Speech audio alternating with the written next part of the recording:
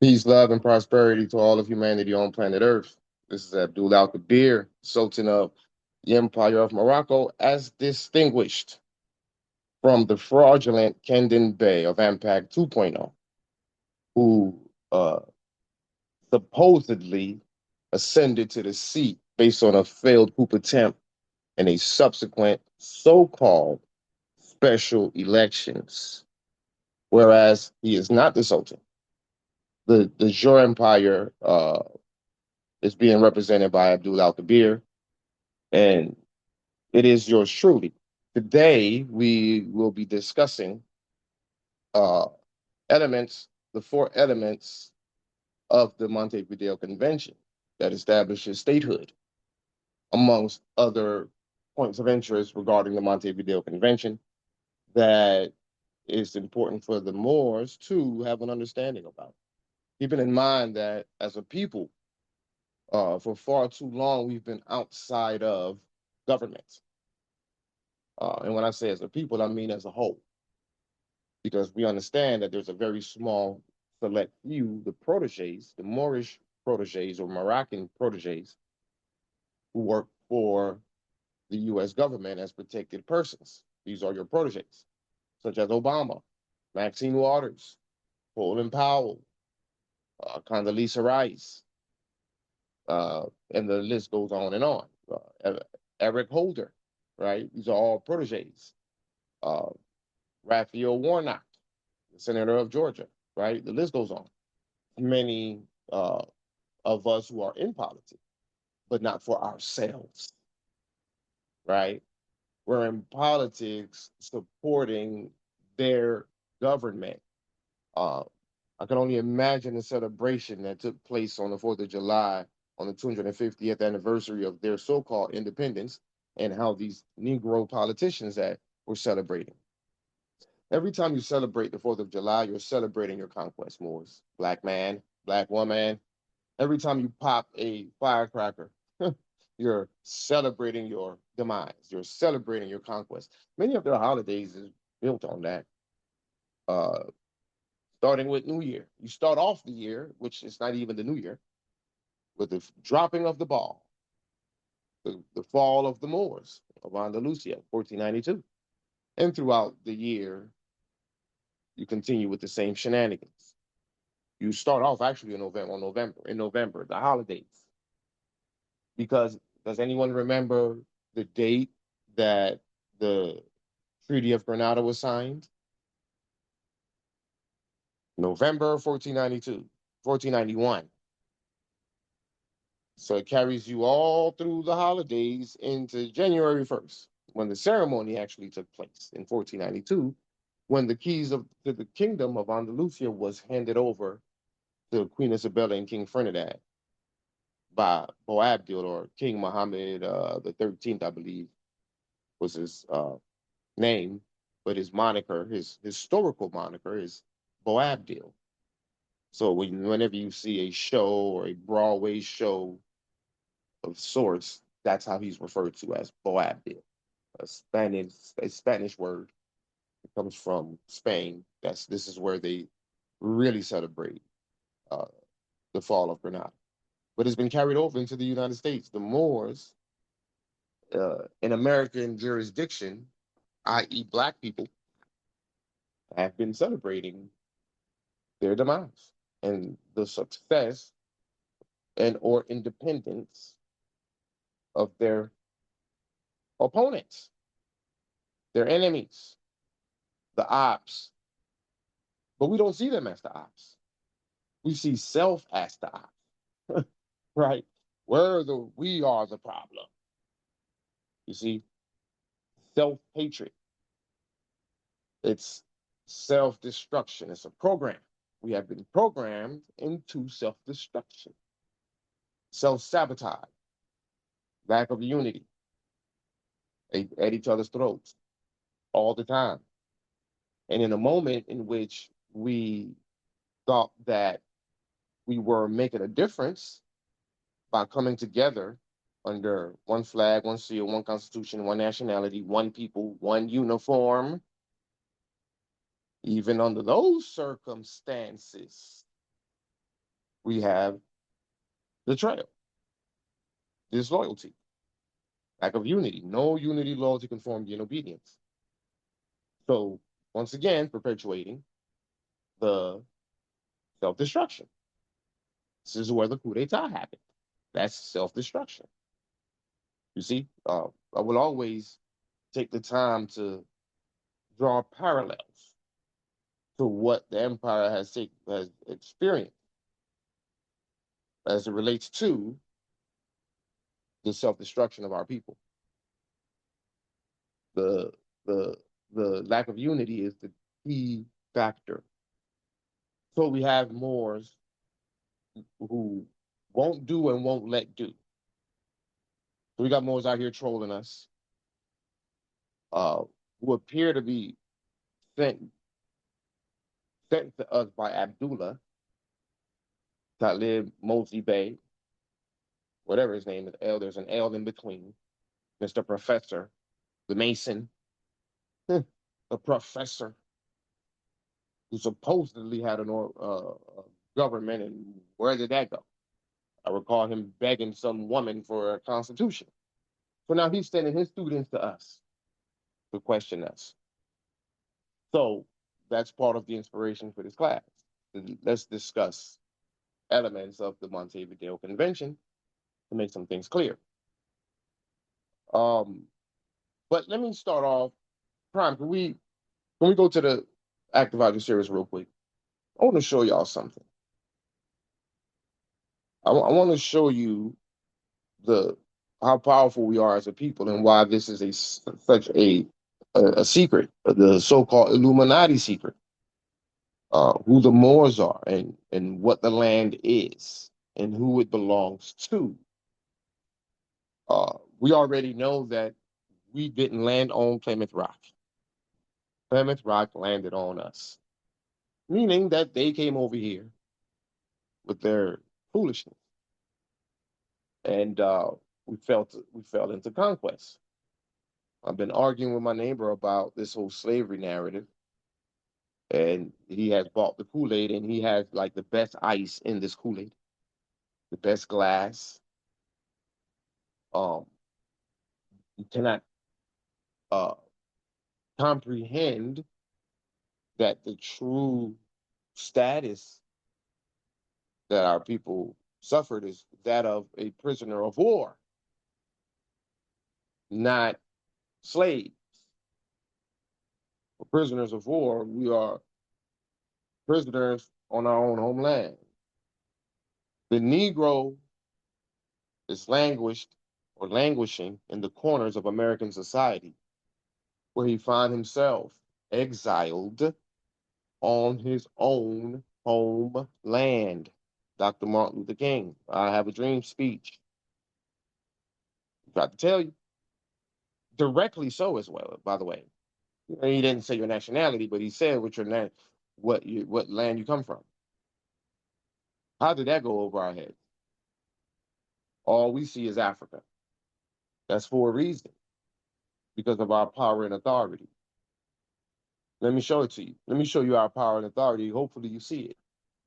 Somebody please read this highlighted paragraph that's uh, assessed to the Act of Algeciras of 1906, the General Conference of the Act of Algeciras of 1906, in which all 12 signatory powers are European powers subordinate to the empire itself, which is the Empire of Morocco, the Moorish Empire, which is the uh, home country of Black people.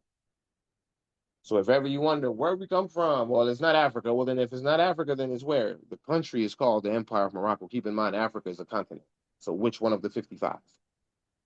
And your fall happened before the Berlin Conference, in which they divided the territories, and now you have 55 different territories. That's due to the uh, uh, Berlin Conference. We fell long before that. So if we came from Africa, then where in Africa? Don't say Nigeria, because Nigeria didn't exist when we fell. Ghana didn't exist when we fell. None of those modern countries existed when we fell. These are modern constructs coming after the Berlin Conference, and then the subsequent self-determination of the people in each one of those territories to decolonize, and they had to do so under uti possidetis juris, which means they had to take each territory over one at a time, not the entire landmass. Very peculiar mechanism. So then we can't speak on that. Africa. Keep in mind also that before it was known as Africa, it was known as what? Alcipulan. So where you come from? Moors? Where do you come from? What is your mother country? If it ain't Africa. And I just broke down that none of these countries existed before the fall or during our fall, during our so-called enslavement, the 1600s and 1700s. Keep in mind, the narrative is 400 years of enslavement, yet the United States is only 250 years.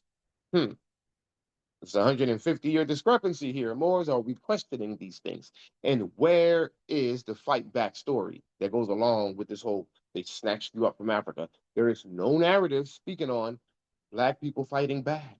Oh, so you're just perpetual cowards. Because at least the Indians were fighting back, so-called, that so-called story. The Indians and the cowboys. See, the Indians were fighting back. They got a story saying that we are not going to falter. We are going to fight to the end. But the Black man coming from Africa, oh, you don't have a fight back story. You just put your hands up in the air and say, take us with you. It's okay. We'll just go with you. Enslave us.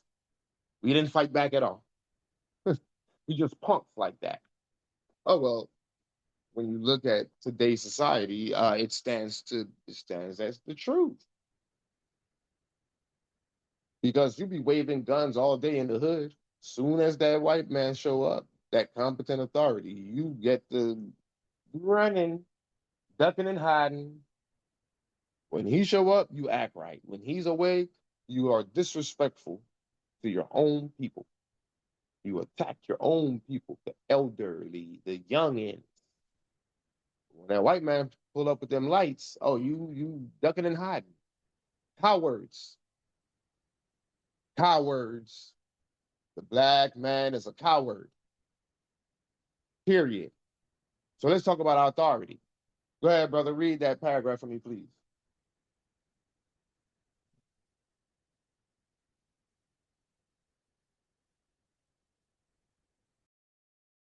Are you there, good brother? I'll read it. Who furnished with full powers, Oh which were no, I was found in reading good. it, but I I was got it, brother. I got it. okay. Hold on, I got it. Who furnished with full powers, which were found in good and due form, have in conformity with the program upon which His Sharifian Majesty and the powers have agreed, successively discussed and adopted. What is the real takeaway? Who furnished with full powers, which were found in good and due form. Who furnished with full powers so the court of Morocco, the competent authority of Morocco, determined, vetted them to determine if in fact your country was furnished with full powers that was found in good and due form. Does everyone follow me with that?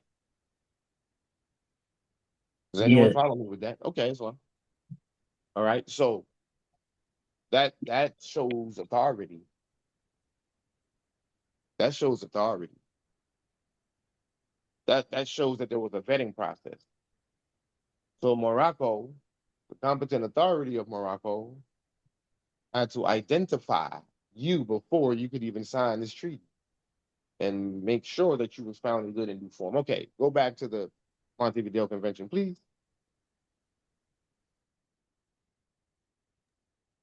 Okay, brother Vice. You see right there it says list of plenipotentiaries omitted. Right below, yes, right below that. Read that sentence. okay. Who, after having exhibited their full powers, which were found to be in good and due order, have Okay. agreed upon the follow. Mm-mm. So who wrote this treaty right here? The Montevideo Convention? Does anyone know?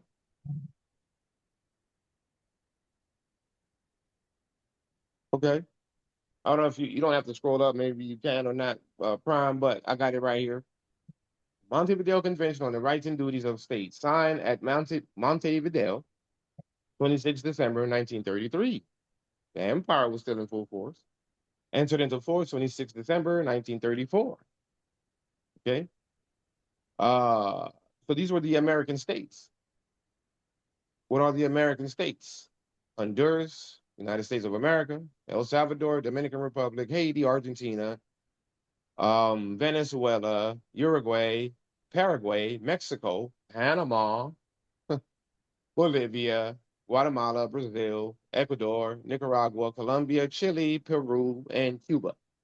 These are all the signatory powers to the Montevideo Convention, right? During the time of the empire, what did you see familiar in what was just read and what I read or previous to in the active writer series? Where's the similarity with the active writer series and the Montevideo Convention It and what was basically just read? said the same thing. Mm-hmm. Yes, the exact same language. So what is that telling you? Tell me, what does that say to you, Buck, or and anyone else on the surface? We're just built in here. We're sharpening irons. What does that say to you on the surface when you identify the similarities in both treaties? Keeping in mind that the active Arctic theory is an older treaty that comes from the Moors. What do you see on the surface as an I see example? I see on the surface is they recognize in the Empire of Morocco as the head of authority, the power. Fair enough. Fair enough. Anyone else?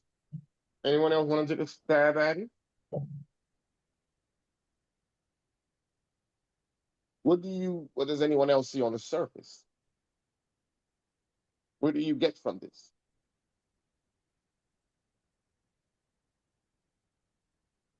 There ain't no right or wrong answer. It's how you feel. Don't be shy.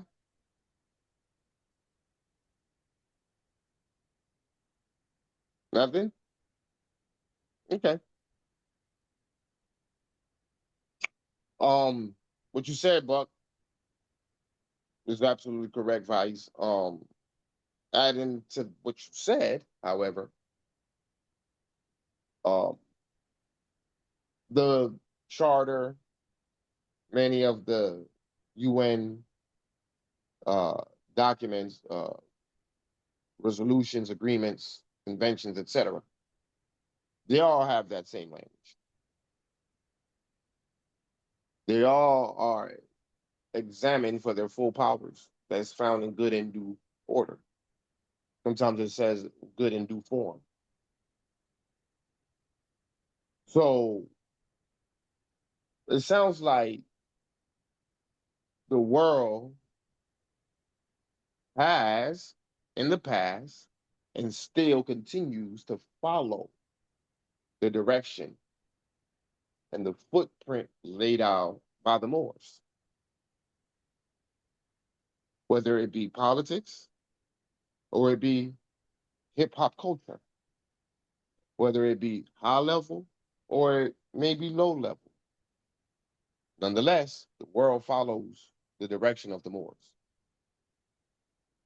and the Moors don't realize it. So you're talking authority. Keep in mind that active Archer series is just one, right? You still have the Madrid Convention that says the same thing, and other treaties that are unilateral treaties express similar language. So they are using what we taught them in today's modern existence. They follow what we do, which gives you the sense of authority.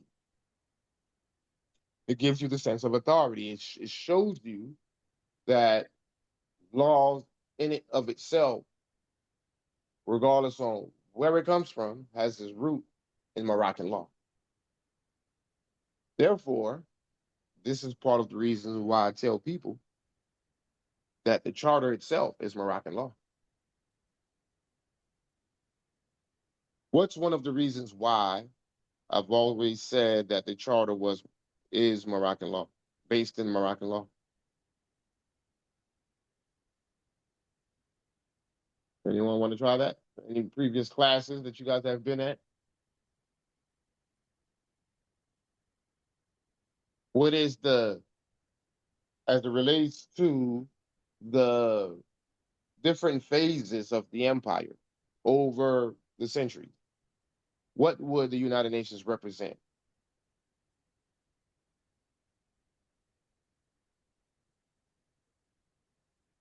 So you recall the um,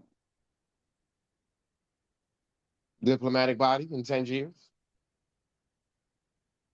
Does anyone recall the speaking on the diplomatic body in 10 years?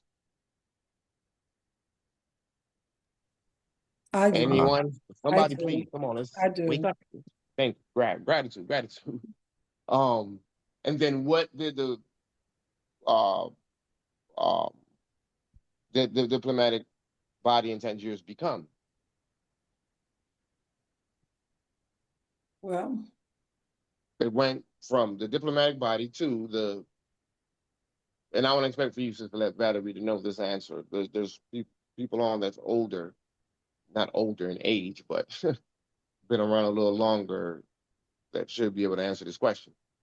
At any rate, Islam, was it the League of Nations? thank you very much, good brother. Thank you very much. I appreciate it. Islam. And then the League of Nations became what? The United Nations. Uh-huh. There you go. All using the same verbiage and language. Adventures. So it's Moroccan law. Go ahead, Prime. And I also like to add to that, being that the Empire of Morocco is now, the government has now been reestablished, um, considering all the lawful weight, the dominions of the treaties, the extraterritorial jurisdiction being exercised in the Empire of Morocco by the several countries. It's also important to note that the empire itself is picking up where we left off, um, as it relates to being the international body, along with it being a state itself. Considering again, we're dealing with an empire. What does the international arena deal with? Several states that would be where in the empire.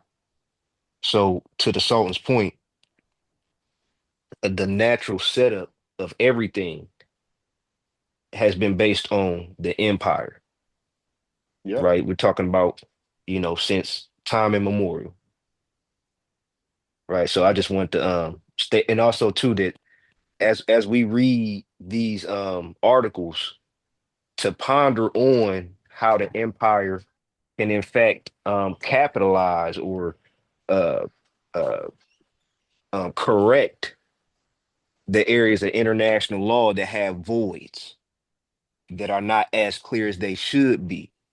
Let's just, we won't get into Article 1 just yet, but we can see the definition on the screen, which can seem very vague. You can have questions after this that don't seem to be answered, that should be answered, right? So I just wanted to point that out too as well. I get with that. That uh we're the foundation to it all. Black man, stand up, bro. Stand up. It's time to stand up.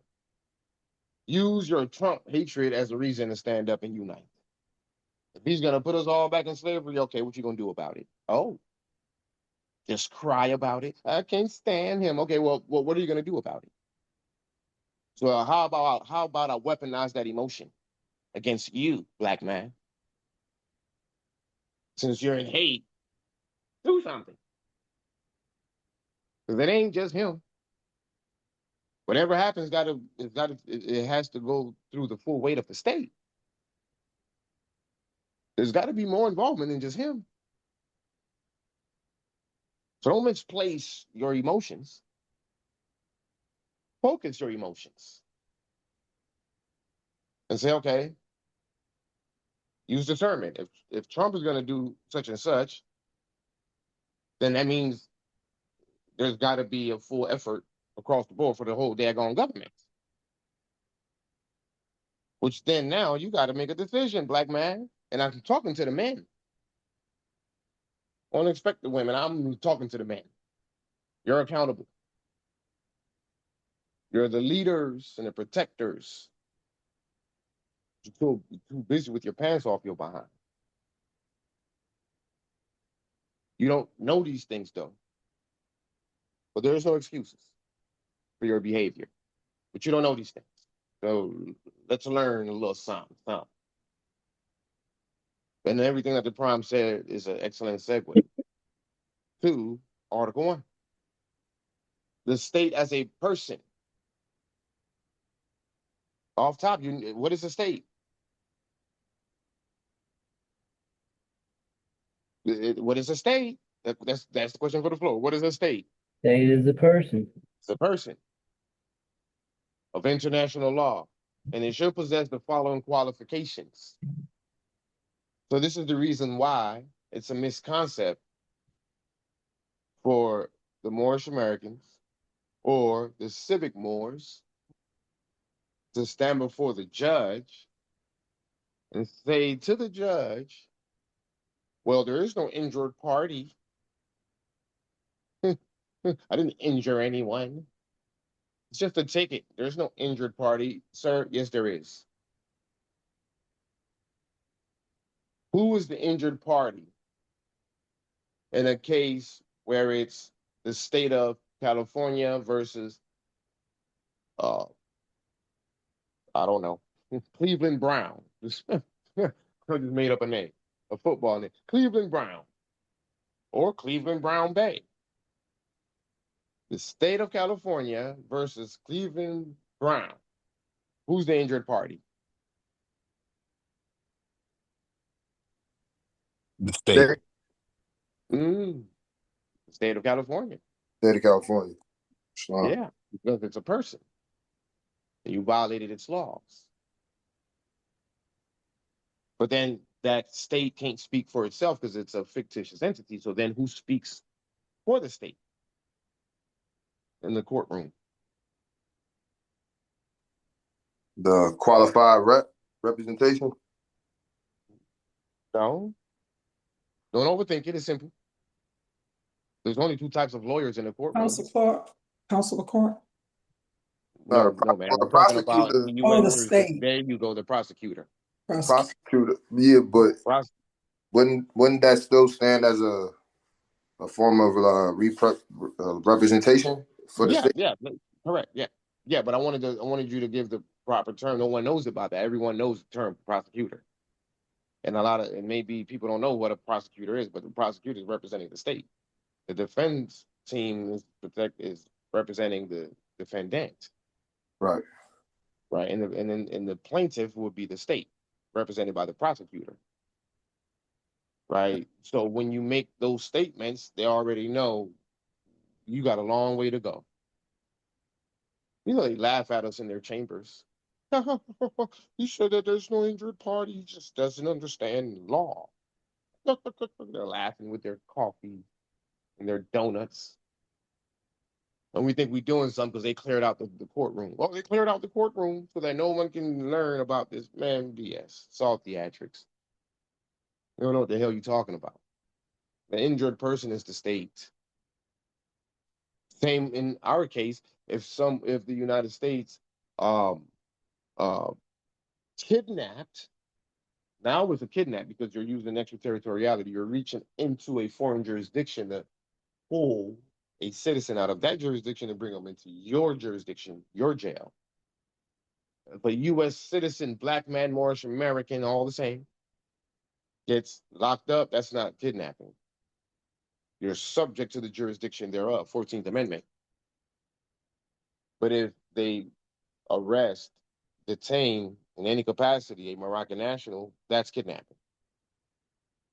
because that Moore has chosen the entire submission. He's no longer 14th Amendment citizen. At any rate,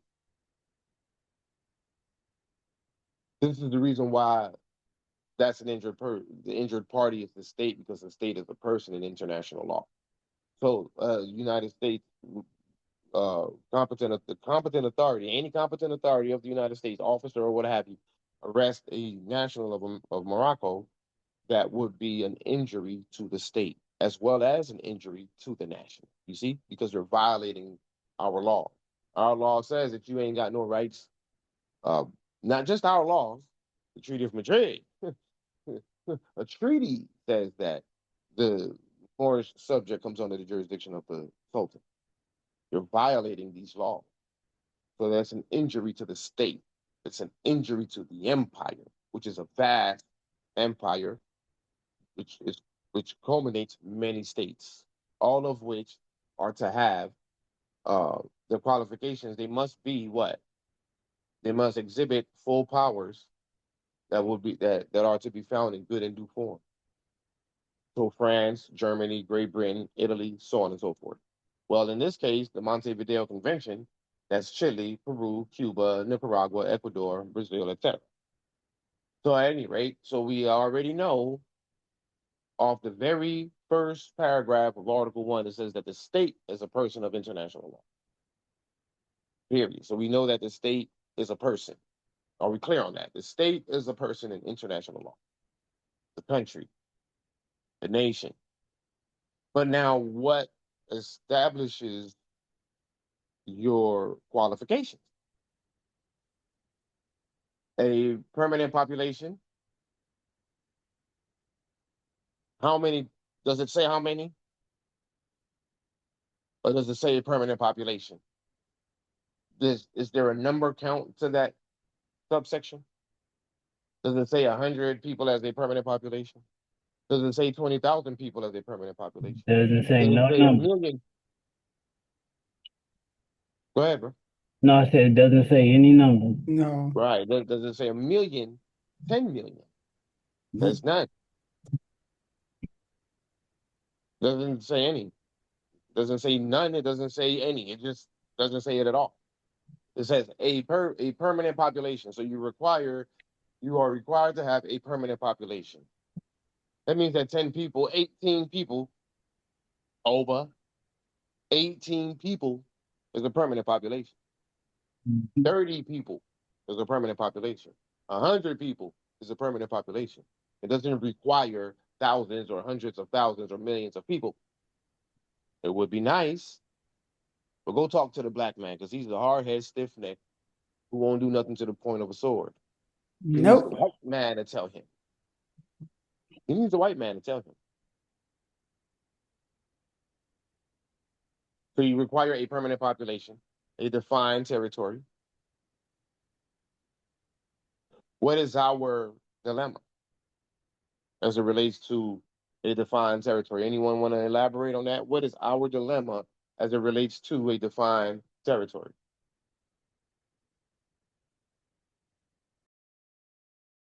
As a government, we have to have a certain population to establish a government to claim territory. Mm, I look at it as that's a a good. Hold on a second. Hold on. Let me address this sister. Let me address the sister real quick. That's a great answer. It's the wrong answer, but a great answer, a great attempt. Because you do need a government to, yeah. You would, but not according to the sequential order. If you look at the sequential order, a permanent population, a defined territory, and then a government. So it looks like you need to have a. But what you just said is thought provoking, right? It sounds like you would need. It looks like it should be a permanent population, a government, a defined territory, right? Because the government defines the territory. But that's not the unique nature of our fight in what I'm addressing here. But that was an excellent attempt. Great answer. Go ahead, Vice. What were you saying? I look at it like a defined territory is an area that is marked off where No, I you're know at. what that is, brother. No, I'm not asking what is a defined territory. I'm asking what is our dilemma. as the empire as it relates to a defined territory? That's the question. What is our Oh, dilemma? like argument. Yeah, because the Moors don't the Moorish Americans and the black people that are aware of this, some of them, they don't believe that we have a defined territory. That's why I'm asking this question. This See, class is Is for it, our problem is we think our people think they come from Africa. They don't think they have. See, our problem. They don't think we have a territory. They think we come from Africa. They really think this here is the European territory. That's what they think. They don't. They sleep. They don't understand this territory. We have always been here, but they are so Mhm. hypnotized. They think that we come from Africa. They think Africa is our territory and not this. That's Another our great dilemma. answer. That's another great answer, but it's not the answer. Okay. But that's another great answer, though. is it unity? No. No, I wouldn't say unity. It is the Okay. fact that we coexist with the United States. Oh, So okay. people see our territory as the United States territory. That's the dilemma. Right. Right. Yeah, I agree with that because I Mhm. There's saw it like people that. Mhm. exactly. People see our territory as the as belonging to the United States territory. So when you talk about a defined territory, well, it's the whole daggone 50 states plus and some.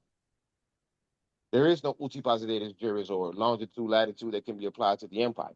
It's a vast empire. That's the dilemma. It's not even limited to the United States. Our permanent territory extends all the way into Great Britain, right? Germany, Russia, all of Europe. If you want to be 100% accurate, and that's not even 100% accurate because you still have other territories, which is part of the entire Montevideo Convention. Who are the signatories? Cuba, Peru, Chile, Colombia, Nicaragua, Ecuador, Brazil, Guatemala, all that. Costa Rica, Panama, Mexico, Paraguay, Uruguay, Morocco, Venezuela, Argentina, Haiti, Dominican Republic, El Salvador, United States of America, Honduras, Morocco. All of them are in Morocco. That's the dilemma with the permanent population of the empire. Is that it has been overshadowed by extraterritoriality and other countries coming to exist in the absence of the Moors maintaining uh, the claim of the land. We lost the claim of the land and started claiming what the vice as was just speaking about. Started claiming Africa. That's why I opened up speaking about Africa. And the real concept, the proper historical concept and context of Al Qibla or Africa. There was no Nigeria when we fell. There was no Ghana when we fell. None of that existed when we fell.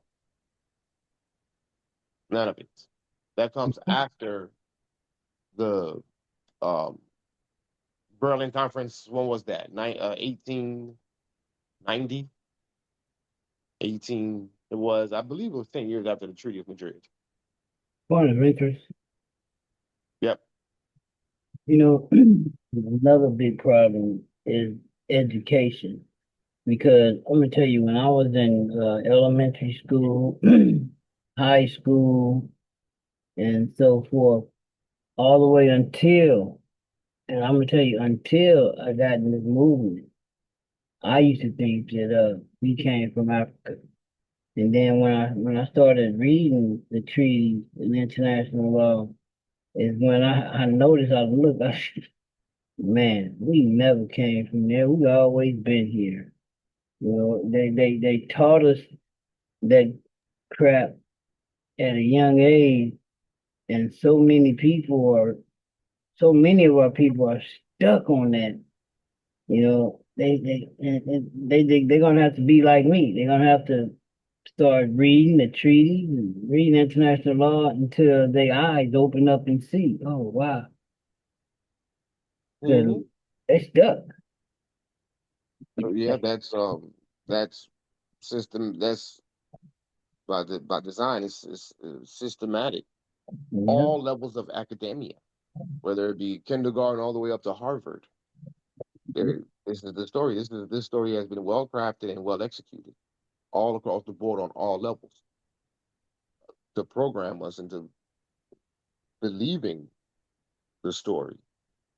Keeping in mind that you can't spell believe without the word lie right in the middle. right. Lie lies in the middle of believe. Um, so that's another element to it as well. But the world as a whole, anyone who's breathing in today's society recognize this territory as belonging to America, the United States of America. But yet at the same time, they know, everyone everyone knows, including white people, they know that they're foreign to the land. So everyone knows unequivocally, without a doubt, that America and these white folks are foreign to the land.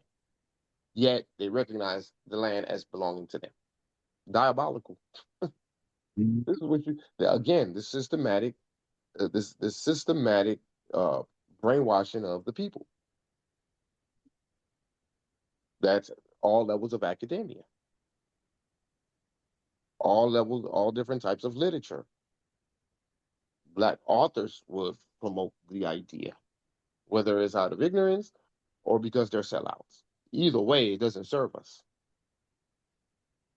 So that's the dilemma with the with a defined territory, whereas uh, it goes into the unfortunate uh, scenario in which we got to use their address system. Oh, forget that part. We got to use their address system in order to send and receive mail. So I can't send a letter to uh, President Macron of France without using a return address that's assessed to the United States. Did y'all hear what I just said? We can't even establish our own uh, mail carrying system yet. Yet is the key word. Well, Where we point of are, interest, yes. wait a couple of years, they're phasing out the post office. I'm just Oh being well, facetious the on whole that. United States is phasing out. Period. So yeah, Yeah. that's why I said that. In case you didn't hear me, that's why I said yet, and I emphasized yet. So that's yet. It's not forever. That you're absolutely correct. The time is coming, without a doubt. But I'm just showing the dilemma, which proves the fact that we are a government in exile, exiled on our own homeland. We are forced to use their mailing system. Yeah, I know that the Moors can put brackets around the zip code. Man, we are something else. That doesn't change anything, sir. It doesn't change the jurisdiction. They think that putting brackets around the zip code changes the jurisdiction. Oh my God. Our people are something else. We need to study. We need to extend beyond municipal laws and start studying international law. Political science as a whole. Political science has nothing to do with a specific country. It's it's general for all countries because it's a science. Jurisprudence as well as political science, right? Statehood, government, that's a science. It's Moorish science, to be exact. Government, see, government. You need a government. So, what establishes a government? I'm listening. Someone please come off mute and tell me what establishes a government.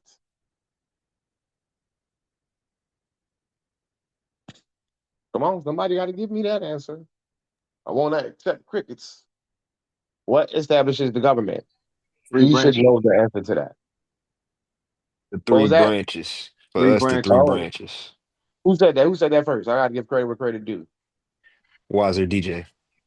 Go DJ, that's my DJ. Piece of love, something. But there's something else missing though. The number one thing. People. No. Think about it. What The reinstates the government? Constitution. You got to have that. Yeah, great answer. Great answer. Something else. It's another very important element that reinstates the government. Head of state. The power to pen. Somebody said head of state. What about the head of state? The Sultan. Sultan. The Sultan. No. What about the head of state? Don't get caught up in the title. Just head of state is sufficient. President, Okay. Sultan, doesn't matter. What about the Sultan? What about the head of state? election. He He oversees. There you the go. three Somebody branches. said the election. Somebody said the Okay. election. The election process. Correct. He had to take an oath. In the public inauguration, the oath taking ceremony in the public inauguration reinstates the government or establishes the government. For us, it reinstated our government. If it was a brand new government, brand new country, then it establishes the government. If that makes sense. For us, it's a reestablishment or a reinstatement because the state always existed perpetually, continuously. But the problem is, since 1956, it was absent of a government. So, in order to get the government back in order, you had to reinstate the government by way of public inauguration. The head of state had to take an oath for the publicly for the world to see. But then you also need if you're under the authority, if the people are under the authority of a foreign nation or a separate nation, then what document will be required aside from the Constitution? I'm gonna guess the Treaty of Madrid. Declaration. The Treaty. No. Let me ask that question again for Sister Valerie. What document must the group of people put together in order to achieve their independence? I'll give you a hint.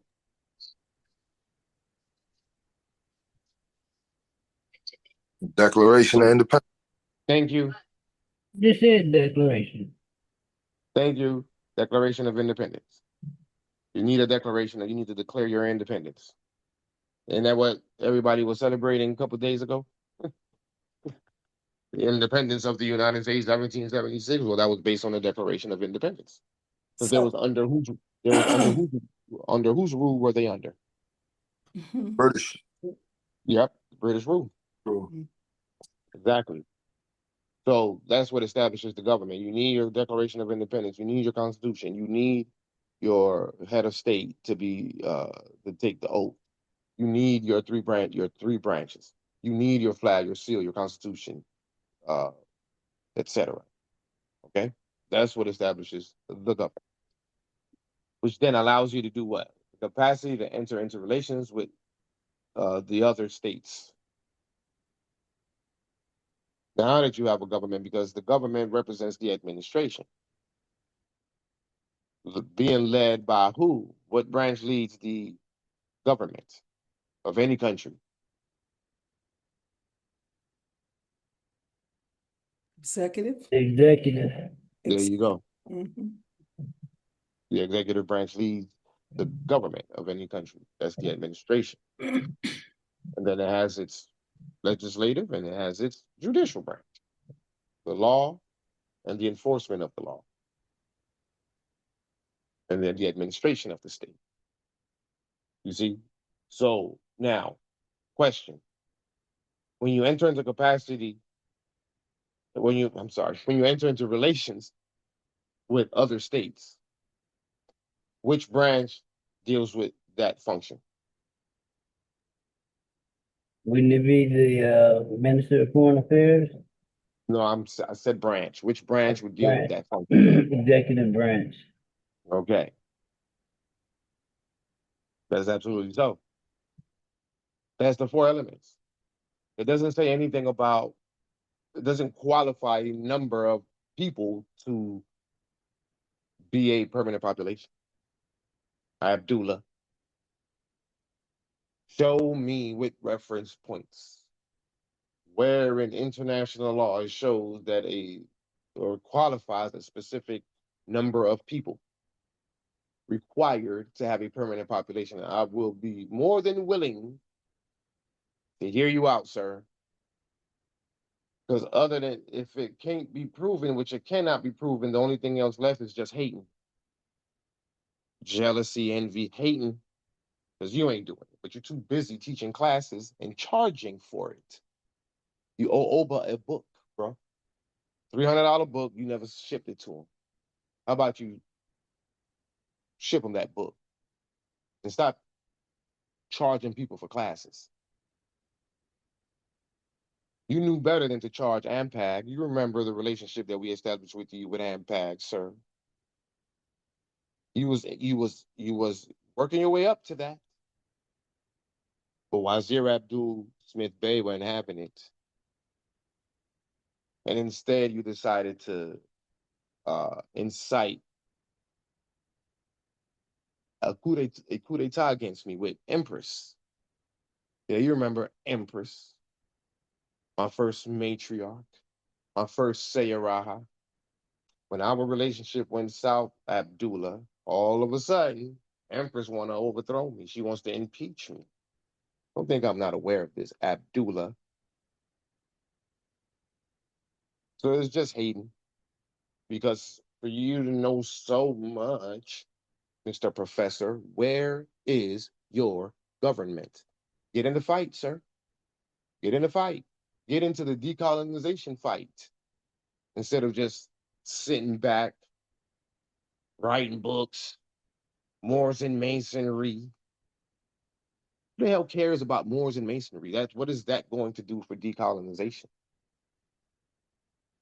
It's a money play. All the Moorish Americans or Moors, all of you are black people that are Moorish conscious. Just a bunch of Negroes that are Moorish conscious. Because everything that you do has a dollar sign attached to it. Everything. Always selling packages, always selling books, always selling classes. And the list goes on and on. RV Bay Publications. I mean, the list goes on and on. That's all y'all do is sell packages. No forward progress for the people.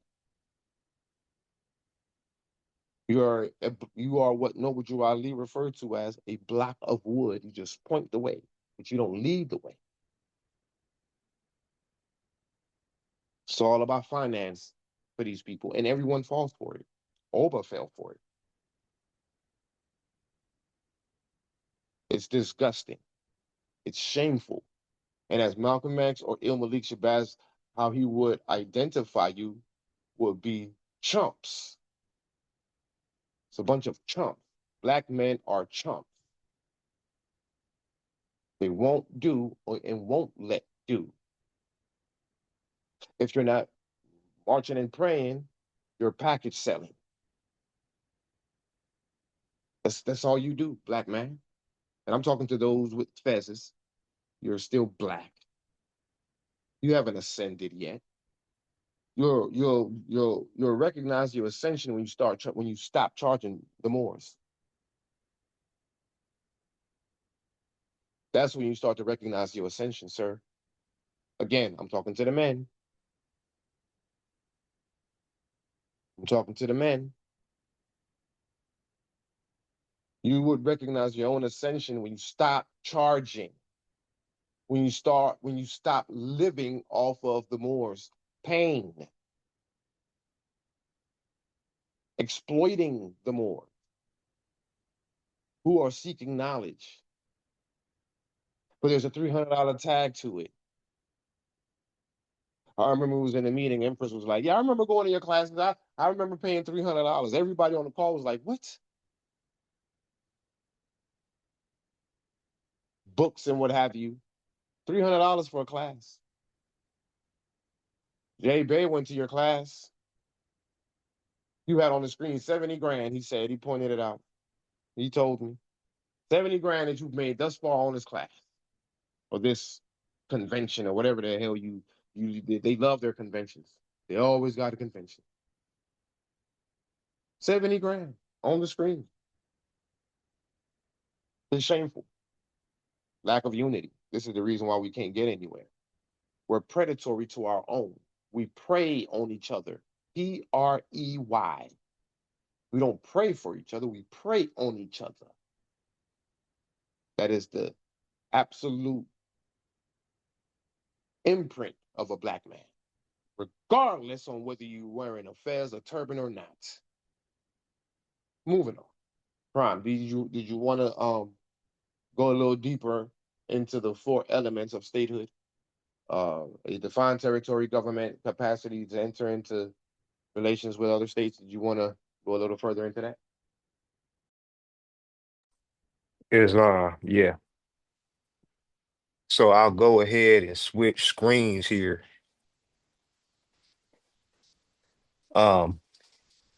And Vice, if you don't mind reading for us over these several points.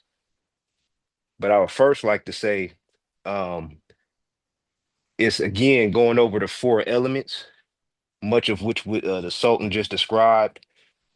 So we'll go ahead and just start off with the element number one, which is a defined territory. Okay, let me adjust my screen. Okay, Vice, if you can start us off here with element one. Okay. Element one, a defined territory. The master, the lawful standard. In international law, territory is the physical framework within which the state's sovereignty is exercised. The foundational principle is that a sovereign entity must possess a geographic core over which it asserts exclusive competence. Key jurisprudence and references. The definitive legal standard was set by Max Hoover in the islands of Palmas Arbitration, 1928, Rio 2, 829, which established that sovereign in the relations between states signifies independence. Independence in regards to a portion of the globe is the right to exercise therein, to the exclusion of any other state, the functions of a government. This was reinforced by the International Court of Justice, ICJ, in the North Sea Continental Shelf cases, 1969, which held that a state's territory does not require perfectly defined or undisputed borders, provided there is a reasonable, consistent territorial core. You want to raise it up a little bit? The historical Moroccan context. Under the Treaty of Madrid, 1880, and the Act of Algeciras, 1906, foreign powers exercised extraterritorial jurisdiction, ETJ, inside the Empire of Morocco. Legally, this did not dissolve the territory of the Moroccan state. The Permanent Court of International Justice, PCIJ, confirmed in the nationality decrease issues in Tunis and Morocco, 1923. Advisory opinion number 4. That despite foreign treaties, capitulations, and protectorate statuses, Morocco remained a distinct sovereign territory under international law. The ETJ was a contractual limitation on the Sultan's jurisdiction, not a vacancy or elimination of the territory itself. Point of interest. Okay, thank you for that read, Vice. Okay. So I'm building on door real quick. okay, it's building on top of what the Sultan said everything as it relates to territory. Now, there's still more that we got to read, um, more specifically as relates to Udi Posidatus Juris. But the Empire of Morocco, right, in our case, um, there are several cases in which that the international reader tried to define where exactly is the Empire of Morocco. That's truthfully what they were trying to define. For example, the 1975 advisory opinion, the Western Sahara advisory opinion, they were trying to find where the empire, because King of Morocco was trying to claim, lay claim to the Western Sahara, and they said, well, there was other countries. Spain was providing maps, right? I mean, they said, well, according to this, it looks like at the Rio, right? It seems like it stops there for the Kingdom of Morocco today. However, they brought out all these maps. They said, well, it looks like it stops. Y'all had control of this part. We know that. Well, based on this map, y'all had control of this part. Okay, we know that. So where is the exact territory of the empire? Where does it start and stop? So they bring out all these maps. They said, okay, we know based on history, our archives, okay, this makes sense, and this section makes sense. And now we got the treaty between Britain and Morocco that proves that Britain is exercising ETJ, extraterritorial jurisdiction, in Morocco. All these other countries, who else? So the world was trying to figure out um, territories, keeping in mind that um, all this started off because the Sultan or the Empire of Morocco made it a thing for a country to be a thing inside Morocco based on treaty obligations, state inside of a state. So again, to the Sultan's point, all this ever comes back to is the Empire of Morocco. Now, we'll also make a class in due time speaking on the history of, the empire itself, on how it came to be, its various elements. That's another topic. But as it relates to territory, um, the whole point I'm trying to make here as it relates to the empire is that in truth, it's the whole world. In truth.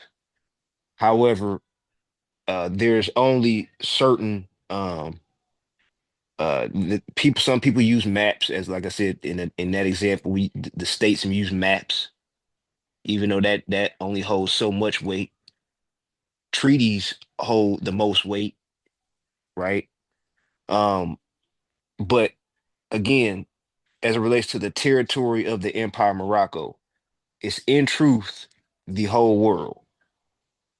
Okay. But more so related to this text, we see that it's also um at this time in 1928, right? It's talking about territory and how it's exercised, and you see it was growing, right? They were working on the verbiage, right? But let's lean more into Udi Postadatus Juris, and also considering the fact that before I go into that, a territory that does not have a state to govern it yet, they'll have a minister, administration uh, uh, to govern it.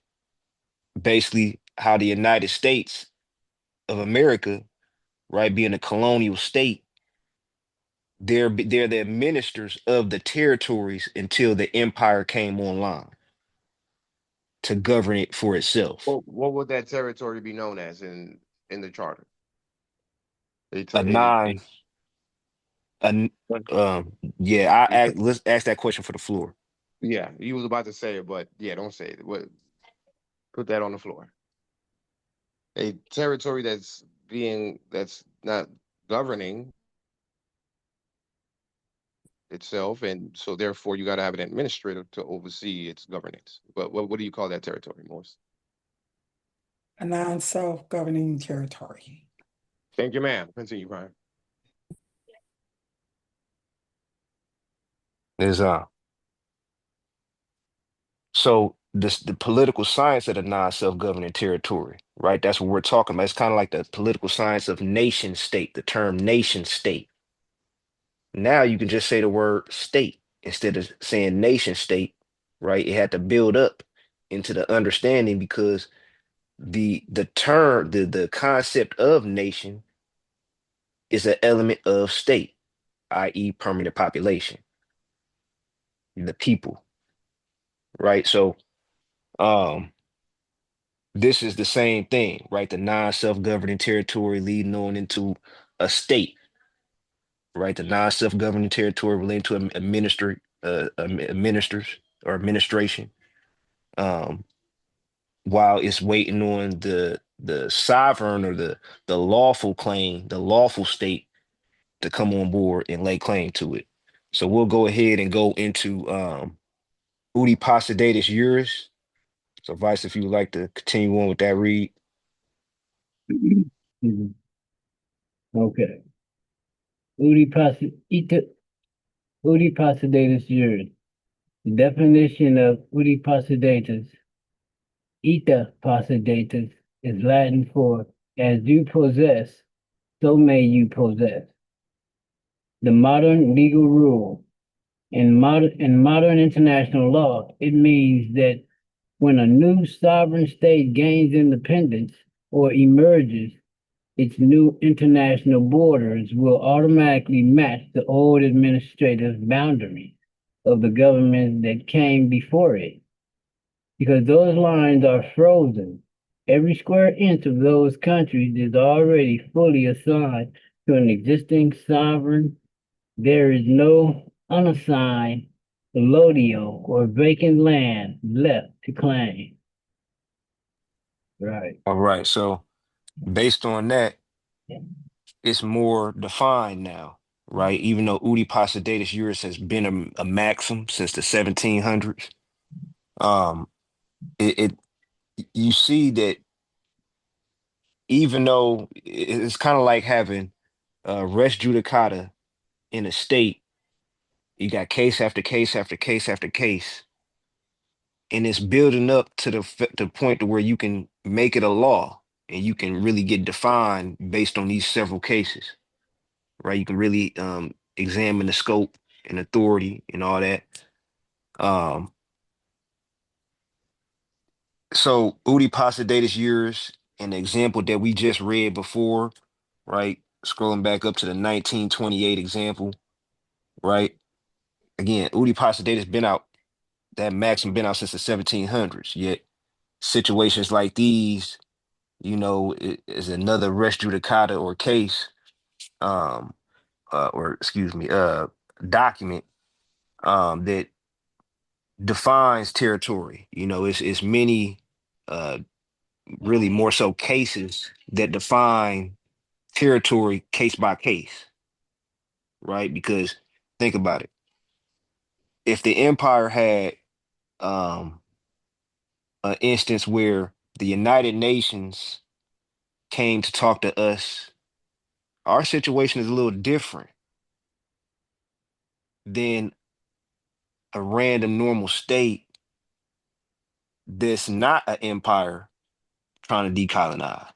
Therefore, the verbiage and the angle will be a little different, right? So being that there's many ways in which it can be different. Look at the 1975 Western Sahara. That was a different angle as far as territorial claims, right? That was different from everybody else's. Why? Because it related to the empire and they wasn't really trying to make it that obvious, I should say. Um, so it's many different angles that lead up to question why wasn't this done before? Well, it's many different angles, but at the same time, we got to also remember too that well, it's because the empire is not online. And had it been specified, the Moors would have probably got here earlier. That's not the goal for colonizers. That's not the mindset of a colonizer. The colonizer wants to do what? Colonize, not tell you what to do correctly, right? That's not the mindset of colonialism. Yeah, but you know what, Prom? They're still violating the charter. Because while that may not necessarily be the mindset of colonialism, once the people um rise up to reclaim their sovereignty, it is incumbent upon them, according to Article 73, to assist as they go through these varying stages of advancement. So it doesn't matter what their mechanism is, it's what the law says. And they're violating the law. You may continue, Prom. How you? Is and that's also an excellent point too. Um, okay, so let's go ahead and continue on with this next section. And let me add some more to that Uchipa's Data's conversation and uh the defined territory again. Um there is no how do you identify the Utipazadatas juris of a territory? How did Vita Californiae identify their Utipazadatas juris? by its borders. Yeah, but what scientific notation are we talking about? So,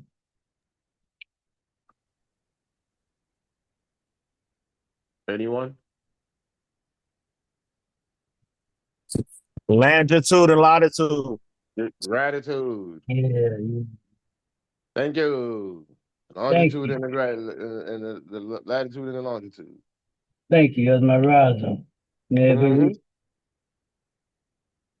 Islam. There is none for the empire. For all the Moorish Americans, what does chapter 47 say? From Egypt all the way to the west, including the islands, North Central South America, Amexem. Like the prompt said, is the world. So chapter 47 identifies majority of part of Africa, including North Central South America, all the way across the Atlantic Ocean. Al-Maghrib, Al-Aqsa, Morocco up the farthest west. And then the treaty identifies what region, what continent. Europe. So that's all the Americas, all of Europe, and the major part of Africa. I would say that's the world. What else can you identify it by? What else can we use to identify Moorish presence in any territory? The buildings. Thank you. sorry, Thank you. the Highbrew properties. The Abu properties, all the buildings, all the Moorish architecture buildings. If it exists in a territory, that was once Moorish territory. Yeah. We didn't build it for some other people. Well, some buildings were built for other people. That is true. Other races on and other nations in the effort to uplift fallen humanity. But that's one of our footprints, is our buildings. So the cathedrals that you find in Brazil is the same cathedrals that you'll find in the US. The same cathedrals that you would find in Europe. The White House looked like a Roman building, like what you would see in Rome with those big pillars and a dome. But is it European? Is it Roman? No. It just so happens that more is built in Rome and in America. It's Moorish architecture. But the empire itself doesn't have a longitude latitude. It's a culmination of many countries. That is the longitude latitude. If your country appears in the Act of Algeciras, that's Moorish territory. Dominions. Isn't that what George Washington said to Sidi Muhammad? My attachment to your dominions, or Yeah. our attachment to your dominions. Yeah, everyone is attached to the dominions. So how does the preamble start off with the act of Algeciras. Let's go to it real quick. You don't have to. I'll pull it up on my end, Prime. You don't have to take it to the screen. Um, in the name of Almighty God. Let's see. Hold on. 1 second. Because you got to go through all the signatory right here. Inspired by the interest attaching itself. Inspired by the interest attaching itself to the reign of order, peace and prosperity in Morocco, and recognizing that the attainment thereof can only be effected by means of the introduction of reforms based upon the triple principle. So all these nations were inspired by the interest attaching itself to the reign of order. In other words, it was attaching themselves to the empire. You see? So all of them are attached to the empire. Point of interest, Sultan, if I may. Please. I was doing my research yesterday trying to locate where I can do further understanding on the triple principles. I know you mentioned it a lot. Mm-hmm. Integrity of domains. I know you just mentioned it, so I was trying to understand, is that where I could locate that in the Act of Algeciras? Because I was having a hard time. That's exactly where you will find it. Prime, Thank you. could you please pull it up for a visual for the brother? Yeah, I had got stuck on the last principle. I know the first one is integrity of domains. Second is the economic equality without any inequality, and I got stuck on the last one. Okay. You're stuck outside of the sequential order. So, Thank you, economic babe. Thank liberty you. Help with me the out, brother. yeah, I got you. I got you all day. Um, read that was highlighted on the screen, and you'll see the sequential order. Okay, give me just a second. Pull my phone out. Want me to read it for him? No, No, I got a let him read device. it. I got. Yeah, Okay. Let him I read it wanted to so stick. so he can internalize it. Thank you. Okay, Thank you. great. I'm just reading the highlighted. Yes, sir. Okay. Triple principle of the sovereignty and independence of His Majesty the Sultan, the integrity of his domains, and economic liberty without any inequality. So which one are they? Sovereignty and independence. What's the next one? Oh, okay. Integrity of his domains. The imperative domains, and then what's the last one? Economic liberty without any inequality. That's the proper sequential order. Thank you. Thank you. And each one got to go first. You got to establish the sovereignty and independence. Thank you. Then your integrity of your domains is where you now have control over the governance of the territory by way of your courts and your law enforcement. Only then can you achieve now economic liberty without any inequality. Because if they're not paying their taxes, follow me, good brother. This is how you'll remember it. Because if they're not paying their taxes, then your laws and your law enforcement take precedence. Now you can lock people up for not paying taxes. So the United States can't charge taxes if they don't first establish the integrity of their domains. First, they have to be able to lock your behind up for not paying taxes before they start charging you taxes. So that's the sequential order. That's why first is sovereignty and independence, then it's integrity of domains, and then you start to achieve and enjoy your economic liberty without any inequality. Does that make sense? Islam, I'm here, brother. Just washing my hands, man. I greatly do appreciate the breakdown. Thank y'all. All right. Everything that's for everyone, right? But they're attaching themselves to the empire. They all have. It's like leeches. Everyone attached themselves to the Moors. They always have. And I don't know if these things, mechanisms, and stuff is just old to us. We got tired of it and just say, hey, y'all can have it. Because we just let them have everything. I don't know. It's almost as if we got tired. I mean, you're talking about since time immemorial. We've been ruling and running things for like millennia. You know, I think we might be just taking a break. I don't know what to call it, man, but this is diabolical. Everyone is just us, and we're like a whole new people. The black man and the black woman and the black child, the black nation. It's a whole new people, and everyone is living off of the ancient ways, the ancient cultures, the ancient religions, the ancient identities, and we're enjoying a brand new identity. Now we're black. I don't know. I don't know if there's something to that, man, but that's very interesting. If that makes any sense. So as far as the uti posidatus juris, we within the empire itself, uh, taking over the western part, the Amagriban Aksa, not taking over, but decolonizing that region, which is the West, what they call North America. Um, each internal state had to establish their territories by way of uti posidatus juris, whereas the empire didn't have to. Um, so meaning at one point, just like Africa, all 50 states was just one landmass. It was broken down into different provinces and districts and stuff by way of the empire, but it was just still one landmass. There were no borders. So since the Europeans or the British, who became Americans and established the American government, they drew the um, the borders.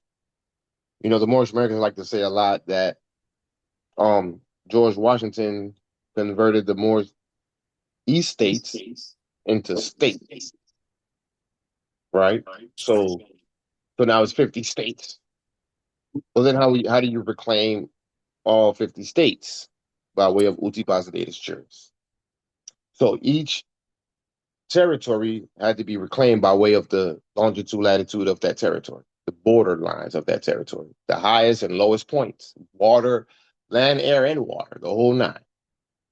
So Vita Californiae was established to reclaim California, right? So they have to identify that territory, the uti posidatus juris, the longitude latitude, in their constitution.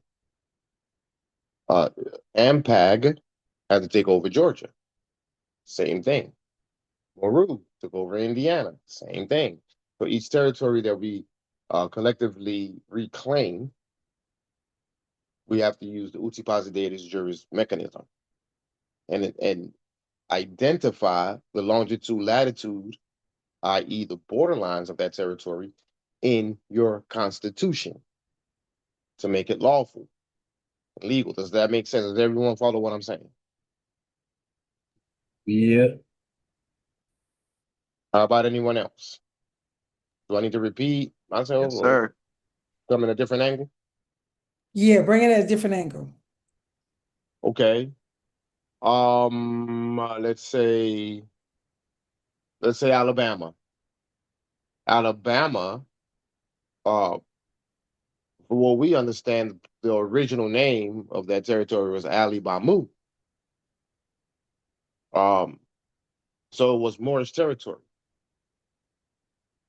but there were no border lines. So where you see the 50 so-called continental states, all of which are divided up by these imaginary border lines and a sign, like when you're driving, there's like a sign. It says, "Welcome to Georgia. Welcome to South Carolina." Wherever you're coming into, there's a sign there. Mm-hmm. But there's no borderline. Like, what are we talk? What are we doing here? The map, however, shows borders, these drawn out lines. So, but these are all 50 of those so-called drawn out territories at one point in time, it was just one landmass. You following me so far, Sister Valerie? I am. Okay, so then now the Moors are starting to rise up again to now reclaim their sovereignty, right? So the each so you have Moors in all 50 of those different territories. You have Moors in Virginia, you have Moors in New York, you have Moors in California, you have Moors everywhere. In every last one of those 50 states, even in Wyoming. How do I know? even though it's a white, so-called white territory. Dre from there. The former prime minister, he's from Wyoming, right? So there's black people everywhere. So then now, according to international law and the principles of uti possidetis juris, you have to reclaim each territory, your territory each, or reclaim your sovereignty each territory at a time. But the difference with us in Africa is that we're one people under one empire. That's what Gaddafi was trying to do with Africa. But that's irrelevant. Let me not confuse you. So now, since as Moors, who are indigenous to the land, who have been colonized, and now your territory has been divided by way of so-called imaginary borderlines. In order for you to reclaim it, you have to reclaim each territory that was drawn out at a time. So each territory that was drawn out was Georgia's one territory, California is one territory, New York is one territory, Nevada is one territory, right? Indiana is one territory, all of which are Moorish territory. So now to reclaim it, you have to reclaim it by way of its longitude, latitude, which identifies the border lines of the territory, right? So whatever the border lines for Indiana might be, I couldn't even tell you off the top of my head. 15 degree, to 0 degree to 25 degree. That's the longitude, and then the latitude is right. So it identifies the entire borderlines, the lowest points and the highest point of the territory, including the waters that's attached to that territory.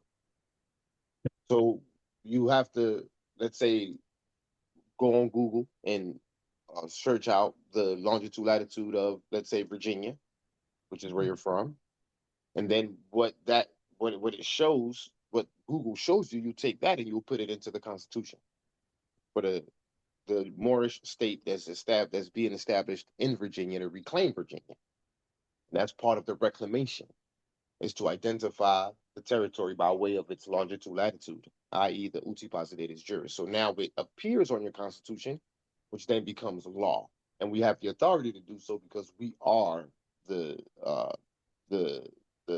indigenous people of the land. As such, we have the right to our self-determination to do so. So that's another angle. I'm not sure if there's a better angle, but that's about as good as it gets. That's what the uti possidetis juris concept is all about: reclaiming the territory by way of identifying the borderlines, and you do so by way of the longitude, latitude of that territory.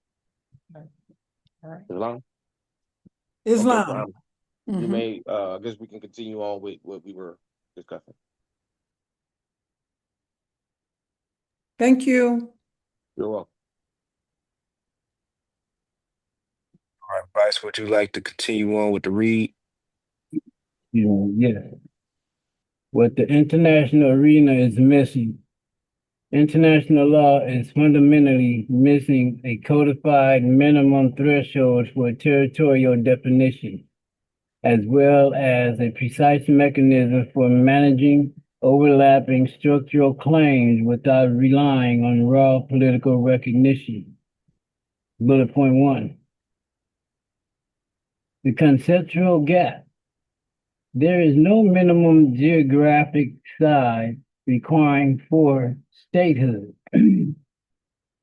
Monaco, San Marino, or Vatican City are fully recognized. However, international law has failed to clarify a vital point.